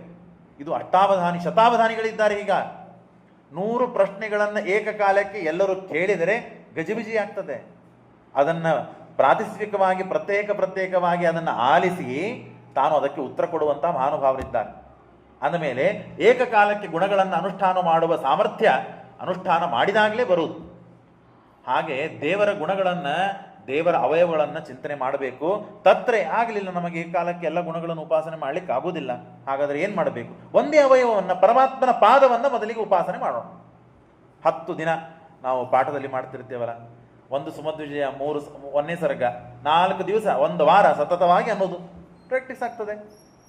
1ನೇ ದಿನ ಬಂದದ್ದು ಮರುದಿನ ಇನ್ನೂ ಸ್ಪಷ್ಟವಾಗ್ತದೆ, ಅದರ ಮರುದಿನ ಇನ್ನೂ ಸ್ಪಷ್ಟ ಆಗ್ತದೆ, ಆಮೇಲೆ ಹೇಳಲಿಕ್ಕೆ ಚೆನ್ನಾಗಿ ಬರ್ತದೆ. ಹಾಗೆ ದೇವರ ಗುಣವನ್ನು, ದೇವರ ಅವಯವವನ್ನು ಪ್ರತಿ ನಿತ್ಯವೂ 6 ದಿವಸ 7 ದಿವಸ ನಾವು ಉಪಾಸನೆ ಮಾಡ್ತಾ ಹೋದರೆ ಆ ಅವಯವದ ಪೂರ್ಣ ಉಪಾಸನೆ ನಾವು ಸ್ಪಷ್ಟ ಮಾಡಿಕೊಂಡ ಮೇಲೆ ಮತ್ತೊಂದು ಅವಯವನ್ನು ಉಪಾಸನೆ ಮಾಡ್ಲಿಕ್ಕೆ ಬರ್ತದೆ. ಅದನ್ನು ಹೇಳುವುದು ನಾನಲ್ಲ, ಭಾಗವತಕಾರರು ಹೇಳ್ತಾರೆ, ಶುಕಾಚಾರ್ಯರು ಹೇಳ್ತಾರೆ. ತತ್ರೇಕಾವಯವಂ ಧ್ಯಾಯೇತ್ ಅವ್ಯುಚ್ಛಿನ್ನೇನ ಚೇತಸ. ಅದಕ್ಕೆ ಭಂಗ ಬರದೇ ಇದ್ದಂತೆ ನಾವು ಉಪಾಸನೆ ಮಾಡಬೇಕು. ಶ್ರವಣ ಮಾಡ್ತಾ ಇರ್ತೇವೆ, ಆಚೆ ಈಚೆ ನೋಡ್ತೇವೆ, ಮನನ ಮಾಡ್ತಾ ಇರ್ತೇವೆ, ಆಚೆ ಧ್ಯಾನ ಮಾಡುವಾಗ ಮಾತ್ರ ನಿಶ್ಚಿತವಾಗಿ 2ನೇ ಕ್ಷಣಕ್ಕೆ ಕಣ್ಣು ಬಿಟ್ಟು ಬಿಡ್ತೇವೆ. ಒಂದು 5 ನಿಮಿಷ ಕಣ್ಣು ಮುಚ್ಕೊಂಡು ಕೂತ್ರೆ ಬಹಳ ಧ್ಯಾನ ಮಾಡ್ತಾ ಇದ್ದಾನಂದ್ರೆ ನಿಧಿ ಮಾಡ್ತಾ ಇದ್ದಾನೆ ಅಂತ ಬರ್ತದೆ. ಮನುಷ್ಯನಿಗೆ ಏಕಾಗ್ರ ಚಿತ್ತದಿಂದ ಒಂದೇ ವಸ್ತುವನ್ನು ನಿರಂತರವಾಗಿ ಅನುಸಂಧಾನ ಧ್ಯಾನ ಮಾಡೋದು ತುಂಬ ಕಷ್ಟ. ಚಾಲೆಂಜ್ ಮಾಡಿಕೊಂಡು ಮನುಷ್ಯ ಅತ್ಯಂತ ಭರದಿಂದ ಅದನ್ನು ಸಾಧಿಸಬೇಕಂತ. ಸಾಧಿಸಿದರೆ ಅವ ಮನುಷ್ಯ. ಯಾಕೆ? ಮನುಷ್ಯನಿಗೆ ಏನೆಲ್ಲ ಸಾಧನ ಮಾಡುವ ಶಕ್ತಿ ಇದೆ. ಹಾಗಾಗಿ ಮನೋ ನಿರ್ವಿಷಯಂ ತ್ಯಕ್ತ್ವ, ಇದನ್ನೆಲ್ಲ ಮಾಡಲಿಕ್ಕಾಗುವುದಿಲ್ಲ. ಮನಸ್ಸಿನಲ್ಲಿ ಇದ್ದಂತಹ ಎಲ್ಲ ವಿಷಯಗಳನ್ನು ಕಿತ್ತಿ ಎಸೆದು ಬಿಡು, ಖಾಲಿ ಮಾಡ್ಕೋ. ಎಷ್ಟು ಖಾಲಿ ಮಾಡ್ತೀರಿ ಮನೆ, ಅಷ್ಟು ಜನ ಕೂಡ್ಲಿಕ್ಕೆ ಸಾಧ್ಯ ಇದೆ. ಹಾಗೆ ಮನಸ್ಸಿನಲ್ಲಿದ್ದಂತಹ ಕಾಮಕ್ರೋಧಾದಿಗಳನ್ನು ದೂರ ಮಾಡಿದರೆ ಆಗ ತ್ಯಕ್ತ್ವ ತತಃ ಕಿಂಚನ ನ ಸ್ಮರೇ. ಹಾಗಾದರೆ ಏನು ಸ್ಮರಣೆ ಮಾಡಬೇಕು ಅಂದಾಗ ಪರಮಾತ್ಮನ ಅವಯವಗಳನ್ನು ಸ್ಮರಣೆ ಮಾಡಬೇಕು. ಯಾವುದದು? ಸೂಕ್ಷ್ಮ ರೂಪ ಧ್ಯಾನ ಇದೆ, ಮುಂಚೆ ಸ್ಥೂಲ ರೂಪ ಧ್ಯಾನ ತಿಳಿಸ್ತಾರೆ. ಸ್ಥೂಲ ರೂಪ ಯಾವುದದು? ಇಡೀ ಬ್ರಹ್ಮಾಂಡನೇ ಪರಮಾತ್ಮನ ಸ್ಥೂಲ ರೂಪ, ವಿರಾಟ್ ರೂಪ. ವಿರಾಟ್ ರೂಪನೇ ಇದು ಭಗವಂತನ ಅತ್ಯಂತ ಅಗಾಧವಾದ 50 ಕೋಟಿ ಯೋಜನ ವಿಸ್ತೀರ್ಣವಾದಂತಹ ಬ್ರಹ್ಮಾಂಡ ಇದೆ. 50 ಕೋಟಿ ಯೋಜನ ವಿಸ್ತೀರ್ಣ ಬ್ರಹ್ಮಾಂಡ.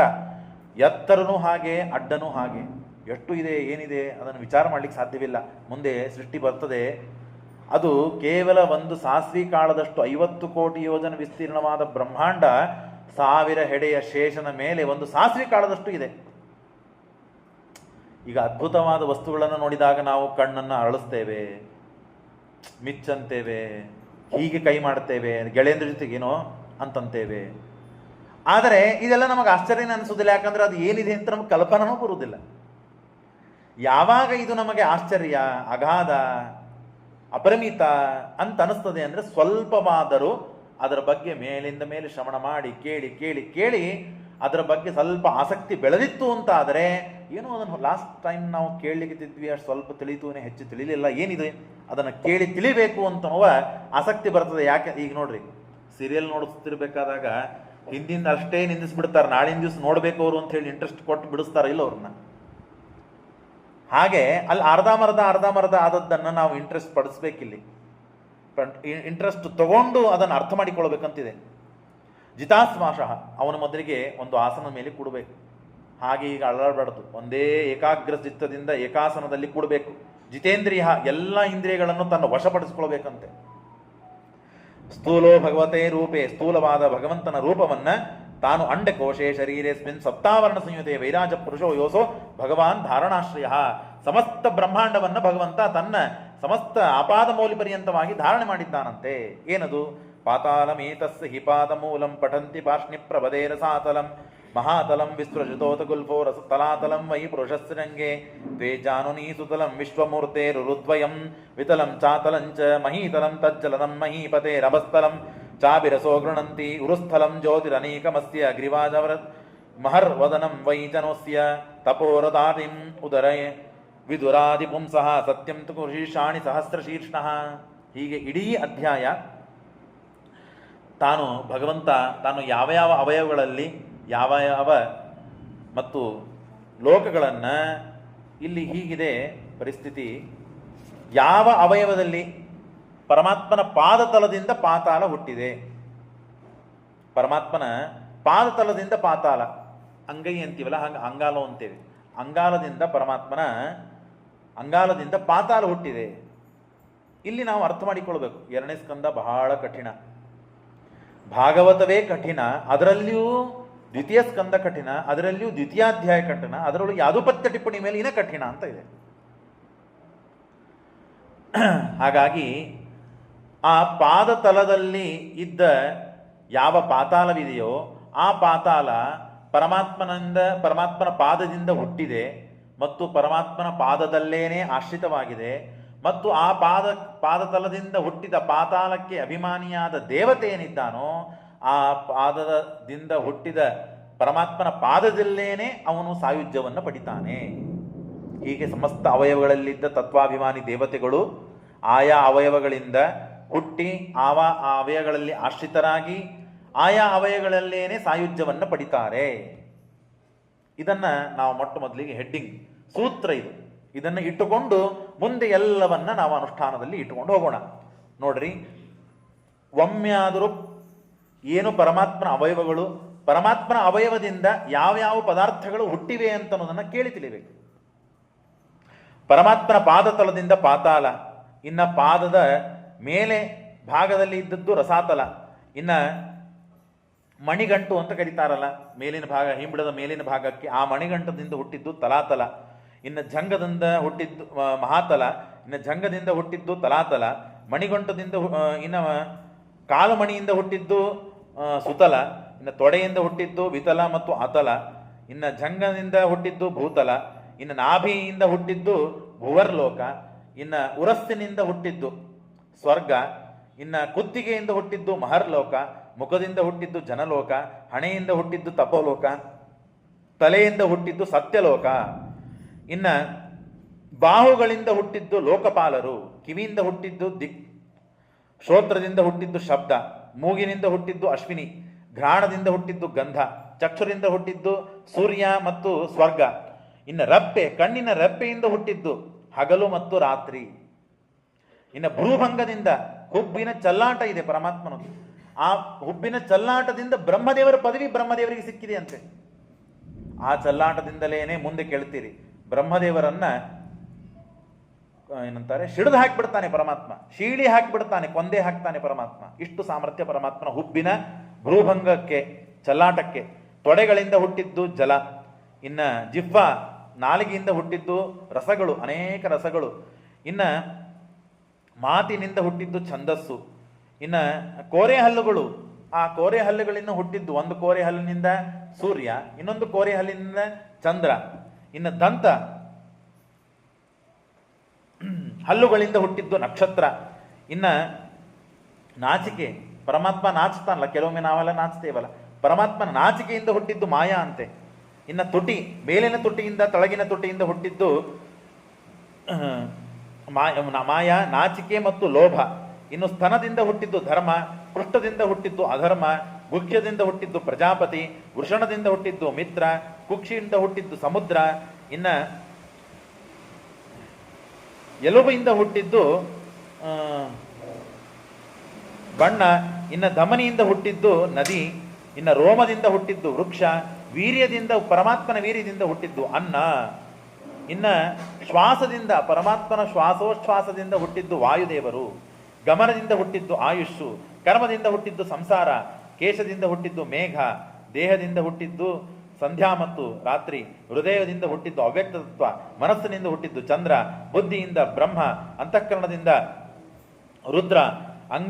ಇನ್ನು ಉಗುರಿನಿಂದ ಹುಟ್ಟಿದ್ದು ಅಶ್ವಿನಿ ದೇವತೆಗಳು. ಮುಖದಿಂದ ಬ್ರಹ್ಮ. ಬಾಹುವಿಂದ ಕ್ಷತ್ರಿಯ. ತೊಡೆಯಿಂದ ಹುಟ್ಟಿದ್ದು ವೈಶ್ಯ. ಪಾದದಿಂದ ಹುಟ್ಟಿದ್ದು ಶೂದ್ರ. ಹೀಗೆ ಪರಮಾತ್ಮನ ಆಯಾ ಅವಯವಗಳಿಂದ ಆಯಾ ಪದಾರ್ಥಗಳು, ಆಯಾ ದೇವತೆಗಳು, ತತ್ವಾಭಿಮಾನಿ ದೇವತೆಗಳು ಹೀಗೆ ಹುಟ್ಟಿದ್ದಾರಂತೆ. ಕೊನೆಗೆ ಸರ್ವ ವೀರಂ ಅನುಭೂತ ಸರ್ವ ಆತ್ಮ ಯಥಾ ಸ್ವಪ್ನಯೇಷು ತೈಕಃ. ಹೀಗೆ ಪರಮಾತ್ಮ ಅಷ್ಟು ಅದ್ಭುತವಾದಂತಹ ಸಮಸ್ತ, ಇಲ್ಲ ಮೊದಲಿಗೆ ನಾನು ಸೂತ್ರ ರೂಪದಲ್ಲಿ ಹೇಳಿದ್ನಲ್ಲ, ಎಲ್ಲ ಅವಯವಗಳಿಂದ ದೇವತೆಗಳು ಹುಟ್ಟಿದ್ದಾರೆ. ಆ ದೇವತೆಗಳಿಗೆ ಆಶ್ರಯವಾದದ್ದು ಅದೇ ಅವಯವ. ಅದನ್ನೇ ತಾವು ಉಪಾಸನೆ ಮಾಡಿ ದೇವರ ಅವಯವದಲ್ಲಿ ಸಾಯುಜ್ಯವನ್ನು ಪಡಿತಾರೆ, ಮುಕ್ತಿಯನ್ನು ಪಡಿತಾರೆ ದೇವತೆಗಳು. ಅಲ್ಲೇನೆ ತಮ್ಮ ಸ್ಥೂಲ ದೇಹವನ್ನು ಬಿಟ್ಟು ಸಾಯುಜ್ಯವನ್ನು ಪಡಿತಾರಂತೆ. ಇಷ್ಟು ಅದ್ಭುತವಾದದ್ದು. ಇನ್ನು ಶಬ್ದಸ್ಥ ಹಿ ಬ್ರಹ್ಮಣ ಏಷ ಪಂಥಃ ಯನ್ನಾಮಭಿರ್ಧ್ಯಾಯತೆ ಧೀರಪಾತ್ರೈ ಪರಿಭ್ರಮಂ ತತ್ರದ ವಿಂದತೇರ್ಥಾನ್ ಮಾಯಾಮಯೇ ವಾಸನಯಾಶಯಾನಯ. ಸಮಸ್ತ ಚರಾಚರಮಾತ್ಮ ಪ್ರಪಂಚ ಇದೆ. ಆ ಪ್ರಪಂಚವನ್ನು ಹೇಳುವ ಶಬ್ದವಿದೆ. ಜೀವರಾಶಿಗಳನ್ನು ಹೇಳುವ ಶಬ್ದ ಇದೆ. ಇಡೀ ಸಮಸ್ತ ಶಬ್ದ ರಾಶಿ ಅದು ಭಗವನ್ಮಯ, ಭಗವಂತನನ್ನು ಕೊಂಡಾಡ್ತದೆ.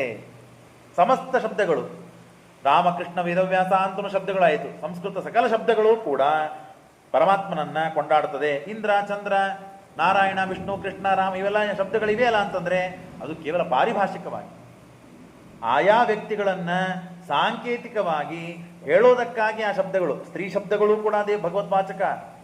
ಸರ್ವ ಶಬ್ದಗಳು ಭಗವದ್ವಾಚಕ ಇದೆ. ಸೂತ್ರಗಳಲ್ಲಿ, ಸೂತ್ರ ಭಾಷ್ಯದಲ್ಲಿ ಎಲ್ಲ ಶ್ರೀಮದಾಚಾರ್ಯರು ನಿರ್ಣಯ ಮಾಡಿ ಕೊಟ್ಟಿದ್ದಾರೆ.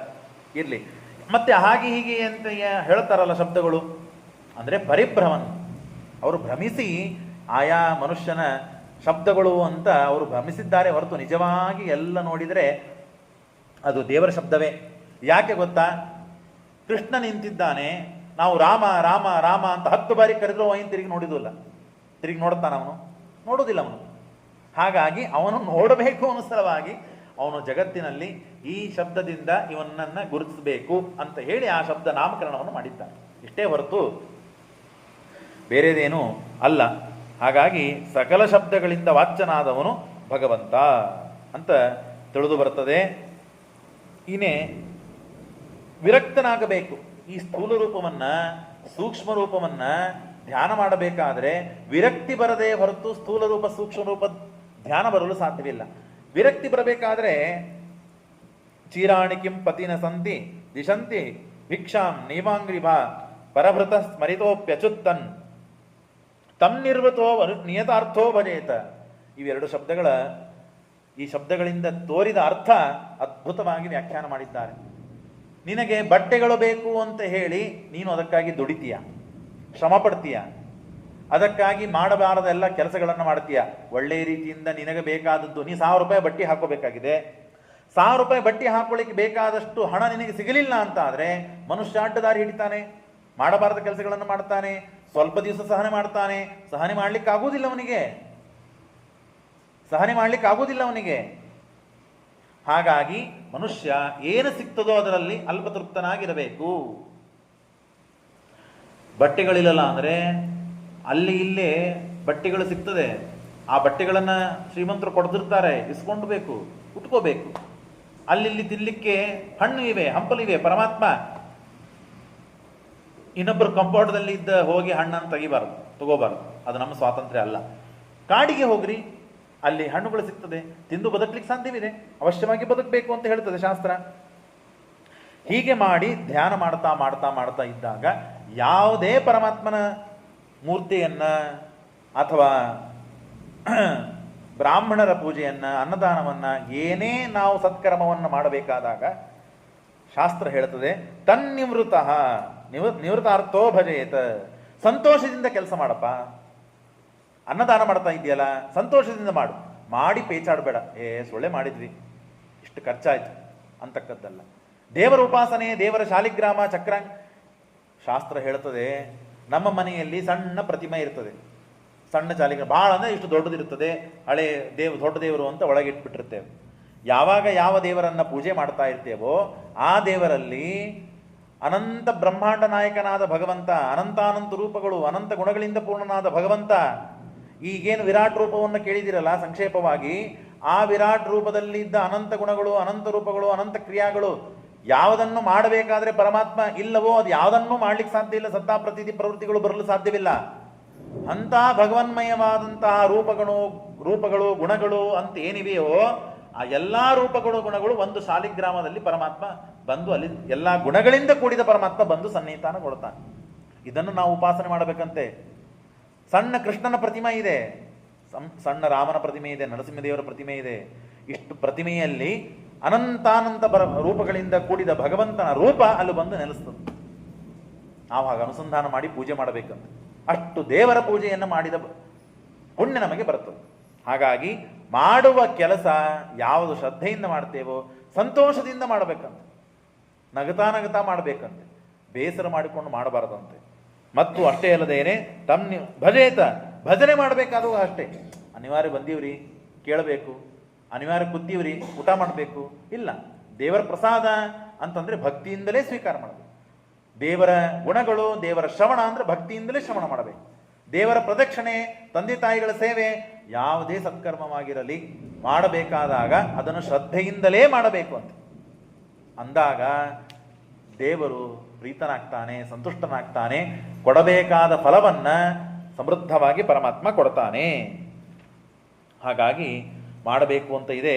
ಹೀಗೆ ಉಪಾಸನೆಯನ್ನ ಮಾಡಬೇಕು ಅಂತ ಶುಕಾಚಾರ್ಯರು ಪರೀಕ್ಷಿತ ರಾಜನಿಗೆ ಹೇಳ್ತಾ ಇದ್ದಾರೆ. ಅಷ್ಟೇ ಅಲ್ಲದೇನೆ ಏನನ್ನ ಇಷ್ಟು ಸ್ಥೂಲ ರೂಪ ಮತ್ತು ಸೂಕ್ಷ್ಮ ರೂಪ, ಆ ಸೂಕ್ಷ್ಮ ರೂಪವನ್ನು ಕೂಡ ನಿರಂತರವಾಗಿ ನಾವು ಹೊರಗಡೆ ಪರಮಾತ್ಮನ ವೆಂಕಟೇಶ ದೇವರನ್ನ ತಿರುಪತಿಗೆ ಹೋಗಿದ್ದೇವೆ, ಆ ವೆಂಕಟೇಶ ದೇವರ ರೂಪವನ್ನು ನಾವು ನೋಡಿದ್ದೇವೆ. 30 ಸೆಕೆಂಡೋ 40 ಸೆಕೆಂಡೋ ಸೇವಾ ಮಾಡಿಸಿದ್ದಕ್ಕೆ ಒಂದು ಅರ್ಧ ತಾಸು ಒಟ್ಟು ವೆಂಕಪ್ಪನ ರೂಪವನ್ನು ನೋಡಿದ್ದೇವೆ. ನರಸಿಂಹದೇವರ ರೂಪ ನೋಡಿದ್ದೇವೆ, ಮೂಲ ರಾಮಚಂದ್ರ ದೇವರ ರೂಪವನ್ನು ನೋಡಿದ್ದೇವೆ, ಪ್ರತಿಮೆಗಳನ್ನು ನೋಡಿದ್ದೇವೆ. ಕಣ್ಣು ಮುಚ್ಚಿದಾಗ ಶಂಖ, ಚಕ್ರ, ಗದಾ, ಪದ್ಮ, ಆ ಯಾವ ರೂಪವನ್ನು ಭಗವಂತನ ರೂಪವನ್ನು ನೋಡಿದ್ದೇವೋ ಆ ರೂಪವನ್ನ ಸೆಳೆದು ತಂದು ಅದನ್ನ ಮನಸ್ಸಿನಲ್ಲಿ ನಿಲ್ಲಿಸುವ ಪ್ರಯತ್ನ ಮಾಡಬೇಕು. ಅದು ಹೋದಾಗೆಲ್ಲ ತರಬೇಕು. ಮನೆಯಲ್ಲಿ ಸಾಮಾನುಗಳು ಖಾಲಿಯಾದಾಗ ಅದನ್ನು ಹೋಗಿ ತಗೊಂಡು ಬರ್ತೇವಲ್ಲ ನಾವು, ಮನಸ್ಸಿನಿಂದ ಆ ರೂಪವು ಹೋಗುವುದು ನಿಶ್ಚಿತ. ಹೋದಾಗಲೂ ಕೂಡ ಮತ್ತೆ ಅದನ್ನು ಬಲವಂತವಾಗಿ ಅದಕ್ಕೆ ಬೇಕಾದ ಎಲ್ಲ ಪದಾರ್ಥಗಳನ್ನು ಅಥವಾ ವ್ಯಾಪಾರಗಳನ್ನು ಬದಿಗಿಟ್ಟು ಆ ರೂಪವನ್ನು ತಂದು ಮನಸ್ಸಿನಿಂದ ಧ್ಯಾನ ಮಾಡಬೇಕಂತೆ. ಹೀಗೆ ಮಾಡಿ ಮಾಡಿ ಮಾಡಿ ನಿರಂತರವಾಗಿ ಮಾಡಿದರೆ ದೇವರು ಮನಸ್ಸಿನಲ್ಲಿ ಮೂಡುತ್ತಾನೆ. ಅದೇ ಅಪರೋಕ್ಷ ಜ್ಞಾನ. ಅದಕ್ಕೆ ಹಿನ್ನೆಲೆಯಲ್ಲಿ ನಿಯತ ಗುರುಗಳು ಬರ್ತಾರೆ, ಇಷ್ಟು ಪಕ್ವನಾಗಿಯಪ್ಪ ನೀನು, ಈ ರೂಪವನ್ನು ಧ್ಯಾನ ಮಾಡೋ, ನಿನಗೆ ದೇವರು ದರ್ಶನ ಕೊಡ್ತಾನೆ ಅಂತ ಹೇಳಿ ಸ್ವಬಿಂಬನಾದ ಭಗವಂತ ನಮಗೆ ದರ್ಶನ ಕೊಡ್ತಾನಂತೆ. ದರ್ಶನ ಕೊಟ್ಟ ಮೇಲೆ ನಮ್ಮ ಸಾಧನೆ ನಿಜವಾಗಿ ಪ್ರಾರಂಭ. ಈಗ ಅಪರೋಕ್ಷ ಜ್ಞಾನಕ್ಕೆ ಸಾಧನ. ಈಗ ನಾವು ಏನೇನು ಮಾಡ್ತಾ ಇದ್ದೇವೋ, ಶ್ರವಣ ಮನನ ನಿಧ್ಯಾಸನಗಳು ಏನು ಮಾಡ್ತಾ ಇದ್ದೇವೋ, ಯಾರು ಶ್ರವಣ ಮನನಗಳನ್ನೂ ಮಾಡುವುದಿಲ್ಲವೋ, ಶ್ರವಣ ಮನನ ಆಗಬೇಕು ಅಂತ ಪುಣ್ಯ ಬರಬೇಕಲ್ಲ, ಆ ಪುಣ್ಯಕ್ಕೆ ಸಜ್ಜನರ ಸೇವೆ ಆಗಬೇಕು. ಎಷ್ಟು ಅನ್ಕೋತೀವಿ ಹೋಗ್ಬೇಕಂತ ಹೇಳಿ, ಕೇಳಲಿಕ್ಕೆ ಹೋಗ್ಬೇಕಂತ ಅನ್ಕೋತೀವಿ, ಎಲ್ಲ ತಯಾರು ಮಾಡಿರ್ತೀವಿ, ಏನೋ ಒಂದು ಆಪತ್ತು ಬರುತ್ತೆ. ಎಷ್ಟು ಜನ ಹೇಳ್ತಾರೆ ನಮಗೆ. ಯಾಕೆ ಹೀಗಾಗ್ತದೆ ಅಂದರೆ ಆ ಶ್ರವಣ ಮಾಡುವ ಪುಣ್ಯ ಇರೋದಿಲ್ಲ. ಅದಕ್ಕೇನು ಮಾಡಬೇಕು ಅಂದರೆ, ಇವತ್ತು ಬೇಕಾದಾಗಲಿ ಶ್ರವಣ ಮಾಡಲಿಲ್ಲ ಅಂತ ಆದರೆ ನಾನು ಊಟ ಮಾಡೋದಿಲ್ಲ ಅಂತ ನಮ್ಮನ್ನು ನಾವು ದಂಡಿಸ್ಕೋಬೇಕಂತ. ದೇವರ ಪೂಜೆ ಇಲ್ಲ, ದೇವರಿಗೆ ನೈವೇದ್ಯ ಮಾಡಿಲ್ಲ, ನಾವೇನು ಊಟ ಮಾಡಬೇಕು ಅಂತ ನಮ್ಮನ್ನು ನಾವು ದಂಡಿಸ್ಕೋಬೇಕಂತ. ಸೇವೆ ಆಗಿಲ್ಲಲ್ಲ ಇವತ್ತು, ಹಾಗಾದರೆ ಮೇಲಿನ ತೊಳಗೆ 10 ಬಾರಿ 100 ಬಾರಿ ನಾನು ಇಳಿದು ಏರುವುದು ಇದೊಂದು ಪ್ರಾಯಶ್ಚಿತ್ತ, ಇದೊಂದು ನನ್ನ ಶಿಕ್ಷೆ ಅಂತ ದಂಡಿಸ್ಕೋಬೇಕಂತ. ಅದನ್ನು ಮಾಡ್ಲಿಕ್ಕೆ ತಯಾರೇ ಇಲ್ಲ ಮನುಷ್ಯ ಅಂದ ಮೇಲೆ ದೇವರು ಶ್ರವಣವನ್ನು ಮಾಡುವ ಸೌಭಾಗ್ಯ ಯಾಕೆ ಕೊಡ್ತಾನೆ? ಶ್ರವಣದಿಂದ ಸಿದ್ಧವಾದ ವಿಷಯವನ್ನು ಮನನ ಮಾಡುವ ಸೌಭಾಗ್ಯ ಯಾಕೆ ಕೊಡ್ತಾನೆ?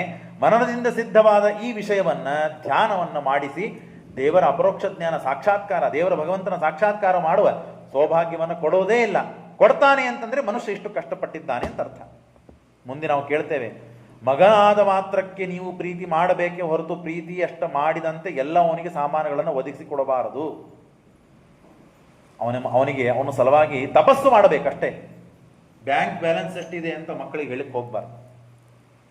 ಹೇಳಿದ್ರಿಲ್ಲೋ ಅವನು ಶ್ರಮ ಪಡೋದು ಬಿಟ್ಟು ಬಿಡ್ತಾನೆ, ದುಡಿದು ಬಿಡ್ತಾನೆ, ಅಭ್ಯಾಸ ಮಾಡೋದು ಬಿಡ್ತಾನೆ, ಅಡ್ಡ ಹಾದಿ ಹಿಡಿತಾನೆ. ಏನಾದರೂ ನನ್ನ ಹಿಂದೆ ಇಷ್ಟಿದೆ, ನಾನೇ ಶ್ರಮ ಪಡಬೇಕು ಅಂತ. ಏನಿಲ್ಲಪ್ಪ, ನಾನು ಈ ವ್ರತ ಮಾಡಿದ್ದೇನೆ, ಈ ಉಪವಾಸ ಮಾಡಿದ್ದೆ, ಈ ವನವಾಸ ಮಾಡಿದ್ದೆ, ಇಷ್ಟು ಭಾಗವತ್ ಶ್ರವಣ ಮಾಡಿದ್ದೆ, ಇಷ್ಟು ಭಾಗವತ್ ಪಾರಾಯಣ ಮಾಡಿದ್ದೇನೆ, ಇಷ್ಟು ಜಪ ಮಾಡಿದ್ದೇನೆ, ಇಷ್ಟು ತಪಸ್ಸು ಮಾಡಿದ್ದೇನೆ ಅಂತ ಹೇಳ್ತಾ ಇರಬೇಕು ಅವನಿಗೆ. ಹೇಳಿ ನೀನು ಇದನ್ನ ಮಾಡು ಅಂತ ಅವನಿಗೆ ತಿಳಿಸ್ತಾ ಇರಬೇಕು. ಹೇಳಿದ್ರೆ ಕೇಳೋದಿಲ್ರಿ, ಬೈತಾರೆ, ಸಿಟ್ಟಿಗೆ ಬರ್ತಾರೆ, ಜಗಳಾಡ್ತಾರೆ, ಮಾತು ಬಿಡ್ತಾರೆ, ಊಟಕ್ಕೆ ಬರೋದಿಲ್ಲ, ಅನೇಕ ಕಂಪ್ಲೇಂಟ್ಗಳು ಇರ್ತಾವಲ್ಲ. ಅವಾಗ ಏನು ಮಾಡಬೇಕು? ಜಗಳಾಡು ಅಂತ ಹೇಳಬಾರ್ದು. ಅವಾಗ ಯಾರ ಕಡೆಯಿಂದ ಹೇಳಿದರೆ ಅವನು ಕೇಳ್ತಾರೋ ಅವ್ರ ಕಡೆಯಿಂದ ಹೇಳಿಸ್ಬೇಕು. ಯಾಕೆ ಆಗುವುದಿಲ್ಲ? ಅವಶ್ಯವಾಗಿ ಆಗ್ತದೆ. ಆಗ ಇದೆಲ್ಲ ಶ್ರವಣದ ಹಂತ ಪ್ರಾರಂಭವಾಗ್ತದೆ. ಮನಸ್ಸಿನ ಮೇಲೆ ಪರಿಣಾಮ, ಪ್ರಭಾವ, ಅವಾಗ ಧ್ಯಾನದಿಂದ ಅಪರೋಕ್ಷ ಜ್ಞಾನ. ಅಪರೋಕ್ಷ ಜ್ಞಾನ ಆದ ಮೇಲೆ ಮನುಷ್ಯ ಏನು ಮಾಡಬೇಕು? ಅಪರೋಕ್ಷ ಜ್ಞಾನಿಯಾದ ಮನುಷ್ಯ ತಾನು ಸಾಧನೆ ಏನು ಮಾಡಬೇಕು, ಸಾಧನೆ ಮಾಡುವಾಗ ಏನಂತ ಸಾಧನೆ ಮಾಡಬೇಕು? ಅದ್ಭುತ ಇದೆ ಭಾಗವತ. ಹೇಳ್ತಾರೆ ಮನಸ್ವಬುದ್ಧ್ಯಾಂ ಅಮಲಾಯ ನಿಯಮ್ಯ ಕ್ಷೇತ್ರಜ್ಞ ಏತಾಂ ನಿನಿಯೇನ ಸ್ವಾತ್ಮನಿ ಆತ್ಮಾನಂ ಆತ್ಮನ್ಯ ಅವಿರುದ್ಧ ಧೀರ ಲಬ್ಧೋಪಮೋ ಶಾಂತಿ ವಿರಜ್ಜಯೇತ. ಈಗ ನೀವು ಸಿಕ್ಕೊಂಬಿದ್ದೀರಿ, ನಾನು ಸಿಕ್ಕೊಂಬಿದ್ದೀನಿ. ಹೊರಗೆ ಗುಡುಗು ಸಿಡಲು ಮಳಿ, ಹಾಗಾಗಿ ಅದು ನಿದ್ರುವವರೆಗೆ ಲೈಟ್ ಬರುವುದಿಲ್ಲ, ಲೈಟ್ ಬರುವವರೆಗೆ ಪ್ರವಚನ ನಿಂದಿರುವುದಿಲ್ಲ. ದ್ವಿತೀಯ ಸ್ಕಂದ ಭಾಗವತ ಪೂರ್ಣವಾಗಿ ಶ್ರವಣ ಮಾಡೇ ಇವತ್ತು ಹೇಳುವುದು ಅಂತ ಸಂಕಲ್ಪ. ದೇವರೇ ಲೈಟ್ ಲಘು ತಂದ ಅಂತಂದ್ರೆ ಇನ್ನು 15 ನಿಮಿಷಕ್ಕೆ ಮುಗಿಸ್ಬಿಡೋಣ. ಹೌದಲ್ಲ? ಏನು ಮಾಡಬೇಕು? ಅಪರೋಕ್ಷ ಜ್ಞಾನಿಯಾದ ವ್ಯಕ್ತಿ ತಪಸ್ಸನ್ನು ಮಾಡಬೇಕಾದಾಗ ಏನಂತ ಧ್ಯಾನ ಮಾಡ್ತಾನೆ. ಮಾಡಿ ಮಾಡಿ ಮಾಡಿ ಮಾಡಿ ಇಷ್ಟು ಪರಿಪಕ್ವನಾಗ್ತಾನೆ. ಇಲ್ಲೆಲ್ಲ ಬಹಳ ಶಾಸ್ತ್ರದ ವಿಷಯ ಇದೆ. ಅಪರೋಕ್ಷ ಜ್ಞಾನ ಆದ ಮೇಲೆ ಮನುಷ್ಯ ತದಧಿಗಮ ಉತ್ತರ ಪೂರ್ವಾರ್ಘಯೋ ಅಶ್ಲೇಷ ವಿನಾಶೋ ತದ್ವ್ಯಪದೇಶ. ಸಂಚಿತವಾದ ಕರ್ಮಗಳೆಲ್ಲ ನಾಶವಾಗಿ ಬಿಡುತ್ತದೆ. ಆಗಾಮಿ ಕರ್ಮದ ಲೇಪವಾಗುವುದಿಲ್ಲ, ಪ್ರಾರಬ್ಧ ಮಾತ್ರ ಉಳಿತದೆ. ಇದನ್ನು ನಾವು ತಿಳಿಬೇಕು. ಏನಿದು ಸಂಚಿತ ಅಂದ್ರೆ ಏನು, ಪ್ರಾರಬ್ಧ ಅಂದ್ರೆ ಏನು, ಆಗಾಮಿ ಅಂದ್ರೆ ಏನು ಗೊತ್ತಿರ್ತದೆ. ಸುಮ್ಮನೆ ಭಾಗವತದಲ್ಲಿ ಬಂದಿದೆ, ಎಲ್ಲವನ್ನು ಗೊತ್ತಿದ್ದ ಕಥೆಯನ್ನು ಹೇಳ್ತಾ ಹೋಗ್ತೇನೆ, ಅದು ಹೀಗೆ ಇದನ್ನು ಹೇಳ್ತೇನೆ. ಸಂಚಿತ ಅಂದರೆ ನಾವು ಪ್ರತಿನಿತ್ಯವೂ ಕರ್ಮಗಳನ್ನು ಮಾಡ್ತೇವೆ, ಪುಣ್ಯ ಕರ್ಮಗಳನ್ನು ಮಾಡ್ತೇವೆ, ಪಾಪ ಕರ್ಮಗಳನ್ನು ಮಾಡ್ತೇವೆ.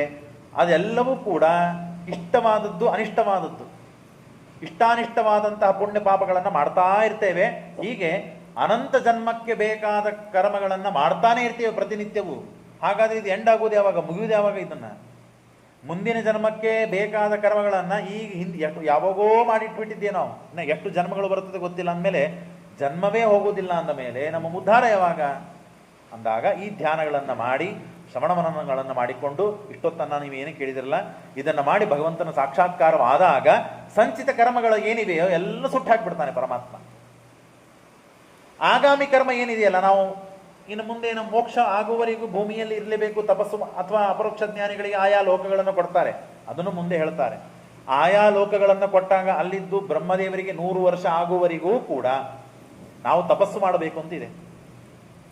ಹಾಗಾಗಿ ಅಲ್ಲಿ ಅಪರೋಕ್ಷ ಜ್ಞಾನಿಗಳು ಎಷ್ಟೋ ತಪ್ಪು ಕೆಲಸಗಳನ್ನು ಮಾಡ್ತಾರೆ.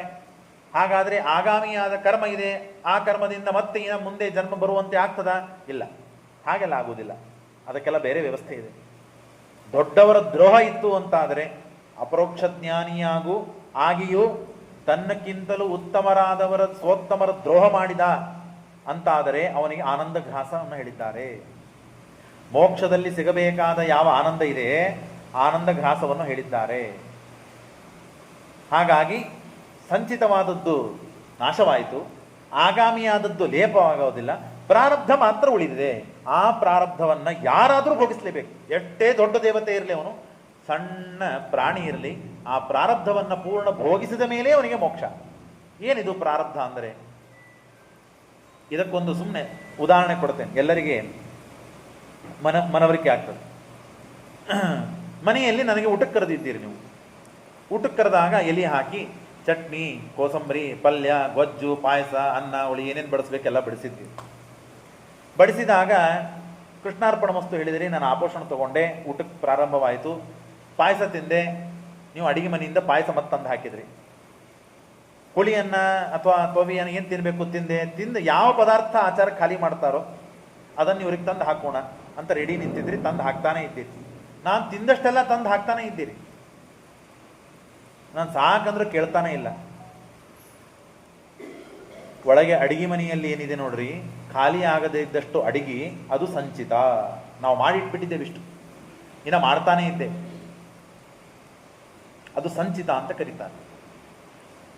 ಇನ್ನ ಮುಂದೆ ಮಾಡುವುದೇನಿದೆ ಆಗಾಮಿ. ಪ್ರಾರಬ್ಧ ಅಂದ್ರೆ ಏನು? ಎಲೆಯಲ್ಲಿ ಬಡಿಸಿದ್ದು ನಮ್ಮ ಪ್ರಾರಬ್ಧ, ಅದನ್ನು ನಾವು ತಿನ್ನಲೇಬೇಕು. ಕೆಲವರು ಕಂಡೀಷನ್ ಹಾಕಿಬಿಡ್ತಾರೆ, ನೀವು ಅದನ್ನು ಪೂರ್ಣ ತಿನ್ನಲಿಲ್ಲ ಅಂತಂದ್ರೆ ನಿಮ್ಮ ಕೈ ನೀರು ಹಾಕುವುದಿಲ್ಲ ನಾವು. ಹಾಗಾಗಿ ಅದು ಪ್ರಾರಬ್ಧ, ಎಲೆಯಲ್ಲಿ ಹಾಕಿದ್ದು ತಿನ್ನಲೇಬೇಕು. ಅಪರೋಕ್ಷ ಜ್ಞಾನವಾಯಿತು, ಮನಸ್ಸಿನಲ್ಲಿ ಭಗವಂತನ ಸಾಕ್ಷಾತ್ಕಾರವಾಯಿತು ಅಂತಾದರೆ ಆಗ ಅಡಿಗೆ ಮನೆಯಲ್ಲಿದ್ದದ್ದು ತಂದು ಬಡಿಸುವುದೇನಿದಲ್ಲ ಅದನ್ನು ನಿಂದ್ರಿಸ್ಬಿಡ್ತಾರೆ.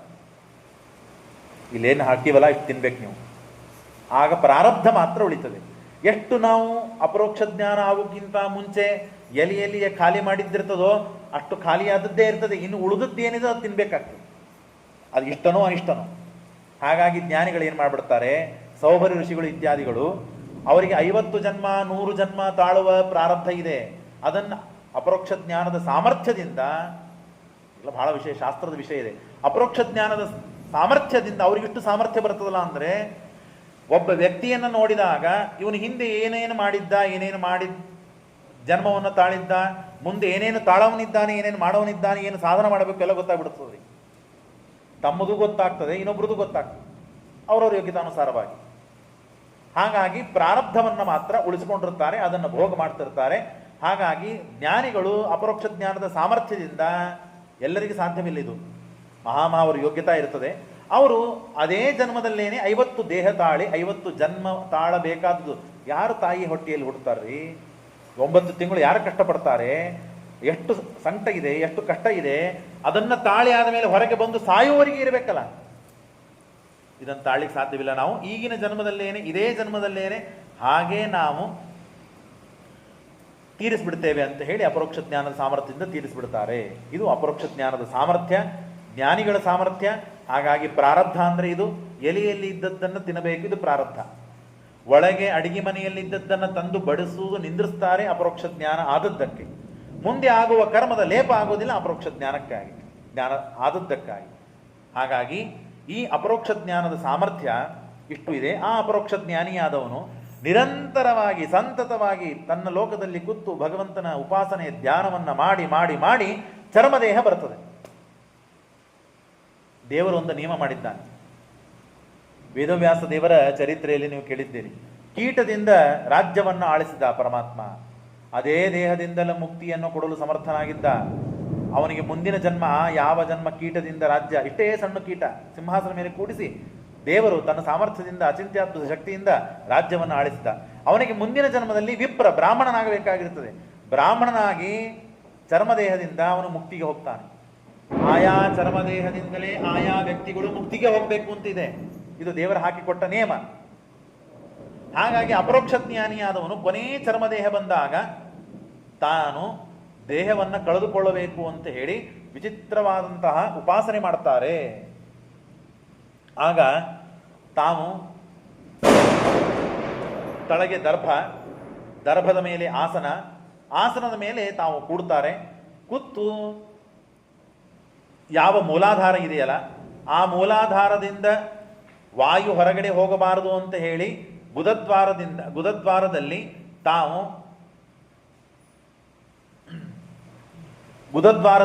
ತಾವು ಏನು ನಮ್ಮ ಹಿಂಬಡ ಇರ್ತದಲ್ಲ ಆ ಹಿಂಬಡದಿಂದ ಗುದದ್ವಾರವನ್ನು ಬಂಧನೆ ಮಾಡುತ್ತಾರೆ. ಇದು ಮಹಾತ್ಮರಿಗೆ, ಅಪರೋಕ್ಷ ಜ್ಞಾನಿಗಳಿಗೆ, ಅದನ್ನು ರೂಢಿಯನ್ನು ಮಾಡಿಕೊಂಡಂತಹ ವ್ಯಕ್ತಿಗೆ ಇದು ಸಾಧ್ಯ ಇದೆ.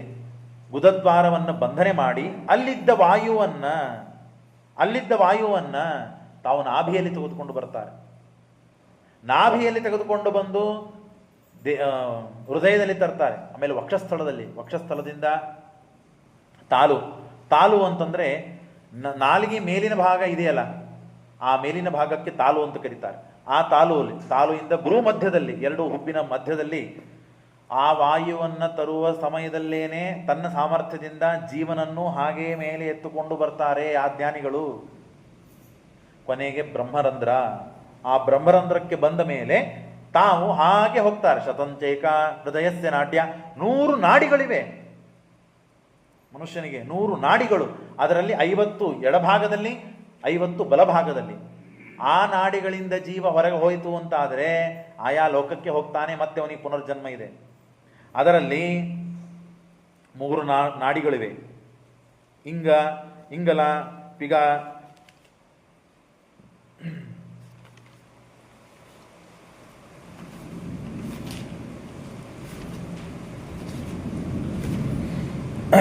ಸುಷುಮ್ನಾ ನಾಡಿ, ಇಡ ಮತ್ತು ಪಿಂಗಲ. ಅದರೊಳಗೆ ಸುಷುಮ್ನಾ ನಾಡಿ ನಾನೇನು ಹೇಳಿದೆ, ಅದು ಮಧ್ಯದಲ್ಲಿದ್ದ ಸುಷುಮ್ನಾ ನಾಡಿ. ಆ ಸುಷುಮ್ನಾ ನಾಡಿಯ ಮೇಲ್ಭಾಗದಲ್ಲೇನೆ ಬ್ರಹ್ಮರಂಧ್ರ ಇದೆ. ಗುದಭಾಗದಲ್ಲಿ ಆ ಬಂಧನೆಯನ್ನು ಮಾಡಿಕೊಂಡಾಗ ಅಲ್ಲಿ ಮೂಲಾಧಾರ ಚಕ್ರ ಅಂತ ಇದೆ. ಮನುಷ್ಯ ಇದನ್ನು ಕೇಳಿ ತಿಳಿಬೇಕು. ಕೇಳಿ ತಿಳಿದಾಗ ಜ್ಞಾನಿಗಳು ಇಷ್ಟು ಕಷ್ಟದಿಂದ ಬಂಧನ ಮಾಡಿಕೊಂಡು ಅಷ್ಟು ಸಿದ್ಧ ಪುರುಷರಾಗಿ ತಮ್ಮ ತಮ್ಮ ಜೀವವನ್ನು ವಾಯುದೇವರ ದ್ವಾರ ಆ ಜೀವವನ್ನು ದೇಹದಿಂದ ಹೊರಗಡೆ ಹಾಕ್ತಾರಂತೆ. ಅವರಿಗೆ ಕೊನೆಯ ಕಾಲಕ್ಕೆ ಗೊತ್ತಾಗ್ತದೆ ಇಷ್ಟು ನಾವು ಮಾಡಿಕೊಳ್ಳಬೇಕು ಅಂತ ಹೇಳಿ. ಮೂಲಾಧಾರ ಚಕ್ರ ಅದು 4 ದಲಾತ್ಮಕವಾದದ್ದು. ಆ ಮೂಲಾಧಾರ ಚಕ್ರದಿಂದ ವಾಯು ಮತ್ತು ಜೀವ ಇಬ್ಬರು ನಾಭಿಗೆ ಬರ್ತಾರೆ. ನಾಭಿಗೆ ಬಂದಾಗ ಸ್ವಾಧಿಷ್ಠಾನ ಚಕ್ರ ಅಂತ ಅದಕ್ಕೆ ಹೆಸರು. ಅಲ್ಲಿ ಎಲ್ಲ ಚಕ್ರಗಳಿವೆ ಒಳಗಡೆ. ಆ ಸ್ವಾಧಿಷ್ಠಾನ ಚಕ್ರ ಅದು 6 ದಲಾತ್ಮಕವಾದದ್ದು. ಹೃದಯದಲ್ಲಿ ಬಂದಾಗ ಮಣಿಪುರ ಚಕ್ರ ಅದು 10 ದಲಾತ್ಮಕವಾದದ್ದು. ಉರಸ್ಥಲಕ್ಕೆ ಬಂದಾಗ 12 ದಲಾತ್ಮಕವಾದ ಪದ್ಮ ಇದೆ. ತಾಲು, ನಾನೀಗ ಹೇಳಿದ್ನಲ್ಲ ತಾಲು ಮೂಲ, ಆ ತಾಲು ಮೂಲಕ್ಕೆ ಬಂದಾಗ ವಿಶುದ್ಧ ಚಕ್ರ ಅಂತ ಹೆಸರು. ಆಮೇಲೆ ಆಜ್ಞಾಚಕ್ರ ಭೂಮಂಡಲಕ್ಕೆ ಬಂದಾಗ ಬ್ರಹ್ಮನ ರಂಧ್ರ, ಅಲ್ಲಿ ಸಹಸ್ರದಲಾತ್ಮಕವಾದ ಪದ್ಮ. ಆ ಸಹಸ್ರದಲಾತ್ಮಕವಾದ ಪದ್ಮದಲ್ಲಿ ದೇವರನ್ನ ತಂದು ಇಡ್ತಾರೆ. ತಾವು ಅಲ್ಲಿಂದ ಬ್ರಹ್ಮರಂಧ್ರವನ್ನ ತಲೆ ಶೀಳಿ ಹೋಗ್ತದಂತೆ. ಬ್ರಹ್ಮರಂಧ್ರ ಒಡೆದು ಮೇಲೆ ಹೋದಾಗ ನೇರವಾಗಿ ಭಗವಂತ ಅವರಿಗೆ ತಮ್ಮ ಲೋಕವನ್ನು ಕೊಡ್ತಾನೆ. ಹೀಗೆ ಅಪರೋಕ್ಷ ಜ್ಞಾನಿ ಸಾಧನೆಯನ್ನ ಮಾಡಿಕೊಂಡು ಅದರ ಹಿನ್ನೆಲೆಯಲ್ಲಿ ಭಗವದ್ ರೂಪಗಳನ್ನು ಧ್ಯಾನ ಮಾಡಿ, ಆ ಧ್ಯಾನಕ್ಕೆ ಹಿನ್ನೆಲೆ ಮನನ, ಆ ಮನಕ್ಕೆ ಮೊದಲು ಶ್ರವಣ, ಇಷ್ಟು ಮಾಡಿಕೊಂಡಾಗ ಇದೆಲ್ಲ ಸಾಧ್ಯವಿದೆ. ಹೋಗಬೇಕಾದಾಗಲೂ ಕೂಡ ಅದ್ಭುತ ವಿಷಯ. ಹೋಗಬೇಕಾದಾಗೂ ಮನುಷ್ಯ ಹೇಗೆ ಹೋಗ್ತಾನೆ? ವೈಶ್ವಾನರ ಅನೇಕ ಲೋಕಗಳು ಬರ್ತದಂತೆ. ಇವನನ್ನು ಯೋಗ್ಯತಾ ನೋಡಿಕೊಂಡು, ಇವನ ಯೋಗ್ಯತಾ, ಇವನ ಸಾಧನ, ಇವನ ತಪಸ್ಸು ನೋಡಿಕೊಂಡು ನೇರವಾಗಿ ಅವನಿಗೆ ಮಹರ್ಲೋಕ, ಜನಲೋಕ, ತಪೋಲೋಕ, ಸತ್ಯಲೋಕ, ವೈಕುಂಠ 5 ಲೋಕಗಳಿವೆ. 5 ಲೋಕಗಳಲ್ಲಿ ವಿದ್ಯಾ, ತಪಸ್ಸು, ಯೋಗ ಅಂತ 3 ಇವೆ. ವಿದ್ಯಾ, ತಪಸ್ಸು, ಯೋಗ. ನ ಕರ್ಮಭಿಹಿ. ಇದೆಲ್ಲ ಸಾಧಿಸಬೇಕಾದ ವ್ಯಕ್ತಿ ಸಾಧಿಸಬೇಕಾದದ್ದು ಹೇಗೆ ಸಾಧಿಸ್ತಾನೆ? ಕರ್ಮದಿಂದ ಸಾಧಿಸ್ಲಿಕ್ಕೆ ಸಾಧ್ಯವಿಲ್ಲ. ನ ಕರ್ಮಭಿಹಿ. ಹಾಗಾದ್ರೆ ಹೇಗೆ? ವಿದ್ಯಾ, ತಪೋ, ಯೋಗ, ಸಮಾಧಿ, ಭಾಜ. ಯಾದವಾರ್ಯರು, ಟಿಪ್ಪಣಿಕಾರರು ಅದೇ ಹೇಳಿದ್ನಲ್ಲ, ದ್ವಿತೀಯ ಸ್ಕಂದ, ದ್ವಿತೀಯ ಅಧ್ಯಾಯ ಅತೀ ಕಠಿಣ. ಯಾಕೆ ಅಂತಂದ್ರೆ ನಮ್ಮ ಚಿತ್ತಕ್ಕೆ, ನಮ್ಮ ಮನಸ್ಸಿಗೆ ಊಹಾ ಎಂದೂ ಕೇಳಿರುವುದಿಲ್ಲ. ನಾವು ಊಹಾತೀತವಾದ ವಿಷಯಗಳಿದೆಲ್ಲ. ವಿದ್ಯಾ, ತಪಸ್ಸು, ಯೋಗ ಇವುಗಳು ಉಳ್ಳಂತಹ ಜನ ಇದರಲ್ಲಿ 5 ಭಾಗ ಮಾಡ್ತಾರೆ. 5 ಭಾಗ ಮಾಡ್ತಾರೆ. ವಿದ್ಯಾ ಅಂತಂದ್ರೆ ಮಹಾವಿದ್ಯಾ ಮತ್ತು ವಿದ್ಯಾ. ತಪಸ್ಸು 1 ಮತ್ತು ಯೋಗ, ಪಾದಯೋಗ, ಯೋಗ, ಒಟ್ಟಾರೆ 5 ಆಯ್ತು.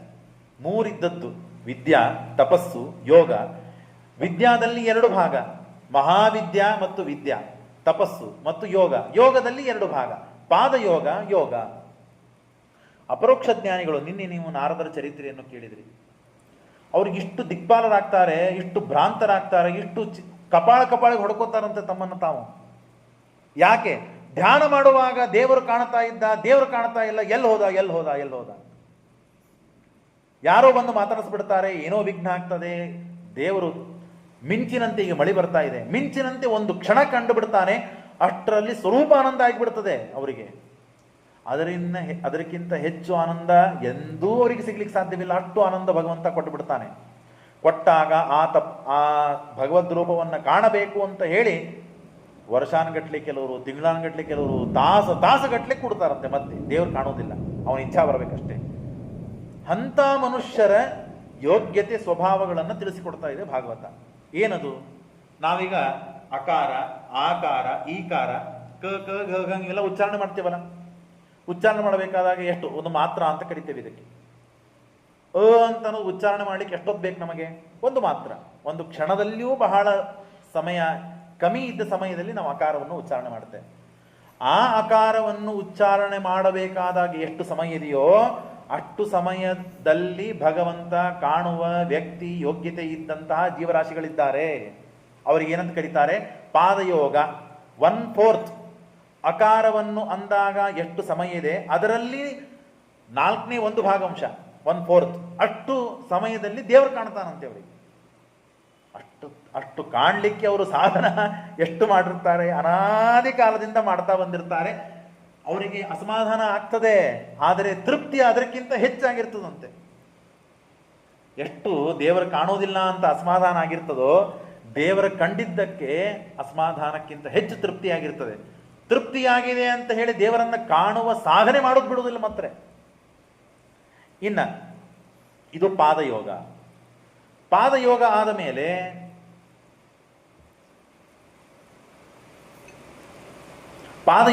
ಮೇಲೆ ಇನ್ನ ಯೋಗ. ಆ ಯೋಗ ಎಷ್ಟು ಅಂತಂದ್ರೆ ಅಕಾರವನ್ನು ಉಚ್ಚಾರಣೆ ಮಾಡಿದಾಗ, ಅಕಾರದಲ್ಲಿ 4ನೇ ಭಾಗ ಇಷ್ಟೊತ್ತನ ನಾವು ಮಾತನಾಡಿದ್ವಿ. ಅಕಾರವನ್ನು ಅಂದಾಗ ಎಷ್ಟು ಸಮಯ ಬೇಕು ಅಷ್ಟು ಸಮಯದಲ್ಲಿ ಭಗವಂತನ ಕಾಣ್ತಾನಂತವರಿಗೆ ಪೂರ್ಣವಾಗಿ.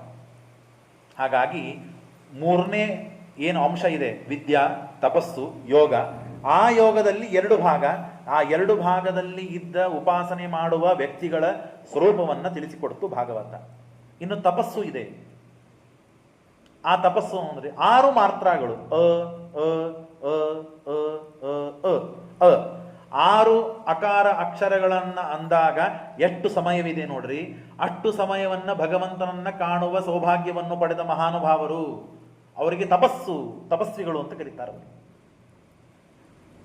ಇನ್ನ ವಿದ್ಯಾ ಒಳಗೆ 2 ವಿಭಾಗ ಮಾಡ್ತಾರೆ. ಅದ್ಭುತ ವಿಷಯ. ಏನು ವಿದ್ಯಾ ಅಂದ್ರೆ? ವಿದ್ಯಾ. ಯಾರು ಧ್ಯಾನಕ್ಕೆ ಕೂತಾಗ 48 ನಿಮಿಷಗಳ ಕಾಲ ಭಗವಂತನ 48 ನಿಮಿಷಗಳ ಕಾಲ ಯಾರು ಭಗವಂತನ ಧ್ಯಾನಕ್ಕೆ ಕೂತಾಗ ಭಗವಂತನನ್ನು ಕಾಣ್ತಿರ್ತಾರೆ ಸಾಕ್ಷಾತ್ತಾಗಿ. ನಿಮ್ಮನ್ನು ನಾನು ಹೇಗೆ ನೋಡ್ತಾ ಇದ್ದೇನೆ, ನನ್ನನ್ನು ನೀವು ಹೇಗೆ ನೋಡ್ತಾ ಇದ್ದೀರೋ ಹಾಗೆ ದೇವರನ್ನ ಕಾಣ್ತಾ ಇರ್ತಾರೆ ಸಾಕ್ಷಾತ್ತಾಗಿ. ಕಾಣುವರಿಗೆ ಗೊತ್ತದು ಎಷ್ಟು ಆನಂದ ಇರ್ತದೆ ಅಂತ ಅನ್ನೋದು. ಅಂಥ ವ್ಯಕ್ತಿಗಳಿಗೆ ತಪಸ್ವಿಗಳು ಅಂತ ವಿದ್ಯಾ ಅಂತ ಕರೀತಾರೆ. ಇನ್ನು ಮಹಾವಿದ್ಯಾ ಅಂದ್ರೆ ಏನು? ಲೆಕ್ಕ ಇಲ್ಲ ಅದಕ್ಕೆ. 48 ನಿಮಿಷದ ಮೇಲೆ ಎಷ್ಟು, 1 ತಾಸು ಆಗ್ಬೋದು, 2 ತಾಸು ಆಗ್ಬೋದು, 3 ತಾಸು ಆಗ್ಬೋದು. ಎಷ್ಟು ಹೊತ್ತಾದರೂ ಅವರ ಯೋಗ್ಯತಾನುಸಾರವಾಗಿ ನೋಡಬಹುದು. ಅವರಿಗೆ ಮಹಾವಿದ್ಯಾ ಅಂತ ಕರೀತಾರೆ. ಇದು ತಾವು ಅಪರೋಕ್ಷ ಜ್ಞಾನಿಗಳು, ತಾವು ಹಿಂದೆ ತಮ್ಮ ಯೋಗ್ಯತಾನುಸಾರವಾಗಿ ಶ್ರವಣ ಮನನ ನಿಧಿಧ್ಯಾಸನ ಇಷ್ಟೊತ್ತನ ನೀವೆಲ್ಲ ಕೇಳಿದಿರಲ್ಲ, ಇದನ್ನೆಲ್ಲ ಕೇಳಿ ಮಾಡಿ ಪಡೆದಂತಹ ಒಂದು ಸಾಧನೆ, ಅದ್ಭುತವಾದ ಪರಮಾತ್ಮನ ದರ್ಶನವನ್ನು ಪಡೆಯುವಂತಹ ಯೋಗ್ಯತೆ. ಇಷ್ಟೆಲ್ಲ ಆಗಿದೆ. ಇನ್ನು ಮುಂದೆ ಇದಕ್ಕಿಂತ ಮಹತ್ವದ ವಿಷಯವನ್ನು ಹೇಳುತ್ತದೆ ಭಾಗವತ. ಏನದು?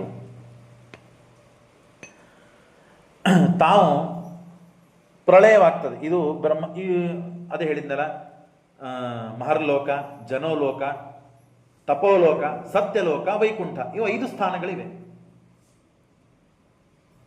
ಪ್ರತಿ ಬಾರಿ ಕಥೆಯನ್ನು ಹೇಳ್ತಿರ್ತೇನೆ, ಹಾಗಾಗಿ ಅದು ದಾಟಿಸ್ಕೊಂಡು ಹೋಗೋದಾಗ್ತದೆ. ಇವೆಲ್ಲ ಈ ಬಾರಿ ಸ್ವಲ್ಪ ಏನಾದರೂ ಮಾಡಿ ಭಾಗವತ ಎಷ್ಟು ಗಹನ, ಎಷ್ಟು ಅದ್ಭುತ, ಎಷ್ಟು ಪ್ರಮೇಯ ಗರ್ಭಿತ ಅಂತನ್ನೋದು ಪರಿಚಯ ಆಗಬೇಕು, ನಾವು ಅಧ್ಯಯನ ಆಗಬೇಕು ಅನ್ನೋ ಸಲುವಾಗಿ ಈ ವಿಷಯಗಳನ್ನು ಅಧ್ಯಯನ ಮಾಡಿ ಭಾಗವತ ಏನು ಅಂತ ಗೊತ್ತಾಗಲಿ ಅಂತನೂ ಸಲುವಾಗಿ ನಾನು ಗೊತ್ತು ಮಾಡಿಕೊಂಡು ನಿಮಗೆ ಈ ವಿಷಯವನ್ನು ನಿಮ್ಮ ಮುಂದೆ ಇಡುವ ಪ್ರಸ್ತಾವನೆ ಮಾಡುವ ಪ್ರಯತ್ನ ಅಷ್ಟೇ.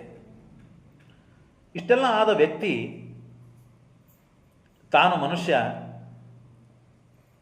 ಆಯಾ ಲೋಕಗಳಲ್ಲಿ ಕೂತು ಬ್ರಹ್ಮದೇವರಿಗೆ 100 ವರ್ಷ, ಈಗ 50 ವರ್ಷ ಇದೆ ಬ್ರಹ್ಮದೇವರಿಗೆ, 100 ವರ್ಷ ಆಗುವವರೆಗೆ ಸಾಧನೆ ಮಾಡ್ತಾನೆ. ಸಾಧನೆ ಆದ ಮೇಲೆ ಬ್ರಹ್ಮದೇವರನ್ನ ಮುಂದು ಮಾಡಿಕೊಂಡು ಮನುಷ್ಯ ತಾನು ಬ್ರಹ್ಮಾಂಡದ ಕರಪರದ ಹೊರಗಡೆ ಹೋಗುವ ಪ್ರಯತ್ನ. ಆಗ ಬ್ರಹ್ಮಾಂಡದ ಕರಪರ ಒಡೆದು ಬಿಡುತ್ತದೆ. 50 ಕೋಟಿ ವಿಸ್ತೀರ್ಣವಾದಂತಹ ಬ್ರಹ್ಮಾಂಡ, ಅದರ ಹೊರಗಡೆ ಕರ್ಪರ ಇದೆ, ಬಂಗಾರಮಯವಾದ ಕರ್ಪರ. ಆ ಕರ್ಪರವನ್ನು ಒಡೆದು ತಾನು ಮನುಷ್ಯ ಹೊರಗೆ ಹೋಗುವಾಗ ಬ್ರಹ್ಮದೇವರಿಗೆ 100 ವರ್ಷ ಆಗಿರುತ್ತದೆ. ಆಗ ಆಯಾ ಲೋಕಗಳು ನಾವು ಆವಾಗೇ ಕೇಳಿದ್ದೀವಿ, ಆಯಾ ತತ್ವಗಳಿಂದ ಹುಟ್ಟಿದ ದೇವತೆ ತತ್ವಕ್ಕೆ, ಆ ತತ್ವಗಳೇ ಆಶ್ರಯವಾಗಿರ್ತದೆ. ಅಲ್ಲೇನೆ ದೊಡ್ಡ ದೊಡ್ಡ ದೇವತೆಗಳಲ್ಲಿ ಸಣ್ಣ ಸಣ್ಣ ದೇವತೆಗಳು ಲಯವನ್ನು ಹೊಂತಾ ಹೋಗ್ತಾರೆ. ಉದಾಹರಣೆಗೆ ಆಕಾಶ ತತ್ವಕ್ಕೆ ಅಭಿಮಾನಿಯಾದಂತಹ ದೇವತೆ ಗಣಪತಿ, ಆ ಗಣಪತಿ ತನ್ನಕ್ಕಿಂತ ದೊಡ್ಡ ದೇವತೆಯಲ್ಲಿ ಲಯವನ್ನು ಹೊಂತಾನೆ. ಹೀಗೆ ಲಯವನ್ನು ಹೊಂದಿ ಹೊಂದಿ ಹೊಂದಿ ಕೊನೆಗೆ ಬ್ರಹ್ಮದೇವರು ಇರುತ್ತಾರೆ. ಅವರೆಲ್ಲ ದೇವತೆಗಳು ಈ ಮನುಷ್ಯರು ಮುಕ್ತಿಯೋಗ್ಯರಾದ ಜೀವರಾಶಿಗಳನ್ನು ಕರೆದುಕೊಂಡು ಹೋಗಬೇಕಾದಾಗ ಒಂದು ಅದ್ಭುತವಾದ ಘಟನೆ ಆಗ್ತದೆ. ತಥೋ ವಿಶೇಷಂ ಪ್ರತಿಪದ್ಯ ನಿರ್ಭಯಸ್ತೇನಾತ್ಮನಾಪೋ ನಿಲ ಮೂರ್ಧಿಜತ್ವರನ್ ಜ್ಯೋತಿರ್ಮಯೋ ವಾಯು ಉಪೇತ್ಯ ಕಾಲೇ ವಾಯುವಾತ್ಮನಾಕಂ ಬೃಹದಾತ್ಮಲಿಂಗಂ. ಆಗ ತಳಗಡೆ 1000 ಹೆಡೆಯ ಶೇಷದೇವರಿದ್ದಾರೆ. ಆ 1000 ಹೆಡೆಗಳಲ್ಲಿ 7 ಹೆಡೆಗಳಿಂದ ಬ್ರಹ್ಮಾಂಡ ಅಲ್ಲ 14 ಲೋಕಗಳನ್ನು ಸುಡುವಂತಹ ಪ್ರಳಯಾಗ್ನಿಯನ್ನು ಪರಮಾತ್ಮ ಸೃಷ್ಟಿ ಮಾಡ್ತಾನೆ. ಪ್ರಳಯಾಗ್ನಿಯನ್ನು ಸೃಷ್ಟಿ ಮಾಡ್ತಾನೆ. ಈಗೇನು ನಾವು ಯಾವುದದು ಮೊನ್ನೆ ಇದು ಬಂತಲ್ಲ, ಭೂಕಂಪ ಪ್ರಳಯಗಳು ಅಥವಾ ಜ್ವಾಲಾಮುಖಿ ನೋಡ್ತೀವಲ್ಲ, ಹಾಗೆ ಇಡೀ ಬ್ರಹ್ಮಾಂಡವನ್ನು ಸುಟ್ಟುವ ಪ್ರಳಯಾಗ್ನಿಯನ್ನು ಪರಮಾತ್ಮ ಸೃಷ್ಟಿ ಮಾಡ್ತಾನೆ. ಅದರಲ್ಲಿ ಧನುರ್ಬಾಣಗಳನ್ನು ಹಿಡಿದುಕೊಂಡು ಪರಮಾತ್ಮ ನರಸಿಂಹ ರೂಪದಿಂದ ಗದೆ, ಕತ್ತೆ ಅಂದರೆ ಖಡ್ಗವನ್ನು, ಧನುರ್ಬಾಣಗಳನ್ನು ಹಿಡಿದು ಪಶುವಂತೆಯೇ ಎಲ್ಲ ದೇವತೆಗಳನ್ನು ಬೇಟೆ ಆಡಿ ಕೊಂದು ಹಾಕ್ತಾನಂತೆ. ಬ್ರಹ್ಮದೇವರನ್ನು ಮೊದಲು ಮಾಡಿಕೊಂಡು ಬ್ರಹ್ಮಧರ್ಮ ಶಿರಪ್ಪಟ್ಟಿ ಬ್ರಹ್ಮದೇವರನ್ನು ಕೊಂದು ಏನೂ ಬಿಡೆಯಿಲ್ಲ ಪರಮಾತ್ಮನಿಗೆ. ಈದೃಶಾನಾಂತ ಸಂಖ್ಯಾನಾಂ ಶಿವಾನಾಂ ಬ್ರಹ್ಮಣಾಪಿ ರಮಾಯಾಪಿ ಯದ್ವೀಕ್ಷ ವಿನಾನ ಚಲಿತುಂಬಲಂ. ನರಸಿಂಹದೇವರು ಆ ಬ್ರಹ್ಮದೇವರನ್ನ ಕೊಂದು ಬ್ರಹ್ಮದೇವರ ಚರ್ಮವನ್ನು ಸುಲಿತಾರಂತೆ. ಸುಲಿದು ತಾನು ಅದನ್ನು ತಲೆಗೆ ಕಟ್ಕೋತಾನಂತೆ. ಬ್ರಹ್ಮಧರ್ಮ ಶಿರಪ್ಪಟ್ಟಿ ಕೊಂದು. ಇನ್ನು 12 ಆದಿತ್ಯರಿದ್ದಾರಂತೆ, ಅವರು ಫಳ ಹೊಳಿತಾರೆ, ಸೂರ್ಯವರು. ಆ ಸೂರ್ಯರನ್ನು ಕೊಂದು ಅವರ ರುಂಡವನ್ನು ಕೊರಳಿನಲ್ಲಿ ಹಾಕುತ್ತಾನಂತೆ ಹೊಳಿಲಿಕ್ಕೆ. ಆಮೇಲೆ 11 ರುದ್ರರಿದ್ದಾರೆ. ಆ ರುದ್ರರನ್ನು ಸಂಹಾರ ಮಾಡಿ ಅವರ ತಲೆಬುರುಡೆಗಳನ್ನು ಗೆಜ್ಜೆಯಂತೆ ಪರಮಾತ್ಮ ಪಾದಕ್ಕೆ ಕಟ್ಟಿಕೊಳ್ತಾನಂತೆ. ಕಟ್ಟಿಕೊಂಡು ಪರಮಾತ್ಮ ನರ್ತನೆ ಮಾಡ್ತಾನಂತೆ. ಹೀಗೆ ಪ್ರಳಯವನ್ನು ಮಾಡ್ತಾನೆ. ಆ 7 ಮುಖಗಳಿಂದ ಪ್ರಳಯಾಗ್ನಿಯನ್ನು ಸೃಷ್ಟಿ ಮಾಡಿ ಎಲ್ಲರೂ ತಪ್ಪಿಸಿಕೊಂಡು ಓಡಬೇಕು ಅಂತ ಓಡ್ತಾ ಇದ್ದಾಗ ನರಸಿಂಹದೇವರು ಬಂದು ಪ್ರಾಣಿಗಳನ್ನು ಬೇಟೆಯಾಡುವಂತೆ ದೇವತೆಗಳನ್ನು ಬೇಟೆಯಾಡಿ ಕೊಂದು ಹಾಕ್ತಾನೆ. ಲಿಂಗದೇಹ ಭಂಗ ಮಾಡ್ತಾನೆ. ಶರೀರ ನಾಶವಾಗ್ತದೆ ಅಷ್ಟೇ ಹೊರತು ಜೀವನಾಶವಾಗುವುದಿಲ್ಲ. ಆಮೇಲೆ ಪರಮಾತ್ಮ ತಾನು ಅವರನ್ನು ಆಯಾ ಅವರವರ ಯೋಗ್ಯತಾನುಸಾರವಾಗಿ ಅಲ್ಲಿ ವಿರಜಾ ನದಿ ಸ್ನಾನ, ಲಿಂಗಭಂಗ, ಅನಂತರದಲ್ಲಿ ಪರಮಾತ್ಮ ವಿರಜಾ ನದಿಯ ಆಚೆ ಶ್ವೇತದ್ವೀಪ, ವಿರಜಾ ನದಿ ದಾಟಿ ಬ್ರಹ್ಮದೇವರೆಲ್ಲರಿಗೂ ಹ್ಯಾಂಡ್ ಶೇಕ್ ಕೊಡ್ತಾರೆ. ಬಾ ಇಲ್ಲಿ ಒಳಗೆ ಬಾ, ಸಾಧನೆ ಮಾಡಿ ಬಹಳ ಉತ್ತಮ ಮಾಡಿ ನಿನ್ನ ಪುಣ್ಯವನ್ನು, ನಿನ್ನ ಸುಖವನ್ನು, ನಿನ್ನದೇ ಆದ ಸ್ವರೂಪಭೂತವಾದ ಸುಖವನ್ನು ಅನುಭವಿಸುವ ಸಮಯ ಬಂದಿದೆ ಬಾ ಅಂತ ಹೇಳಿ ಬ್ರಹ್ಮದೇವರ ಕೈ ಕೊಟ್ಟು ಎಲ್ಲರನ್ನ ಕರೆದುಕೊಂಡು ಬರ್ತಾರಂತೆ ಒಳಗಡೆ. ಈ ಹಂತ ಎಲ್ಲರಿಗೂ ಬರ್ತದೆ, ಯಾವಾಗ ಬರ್ತದೋ ಗೊತ್ತಿಲ್ಲ.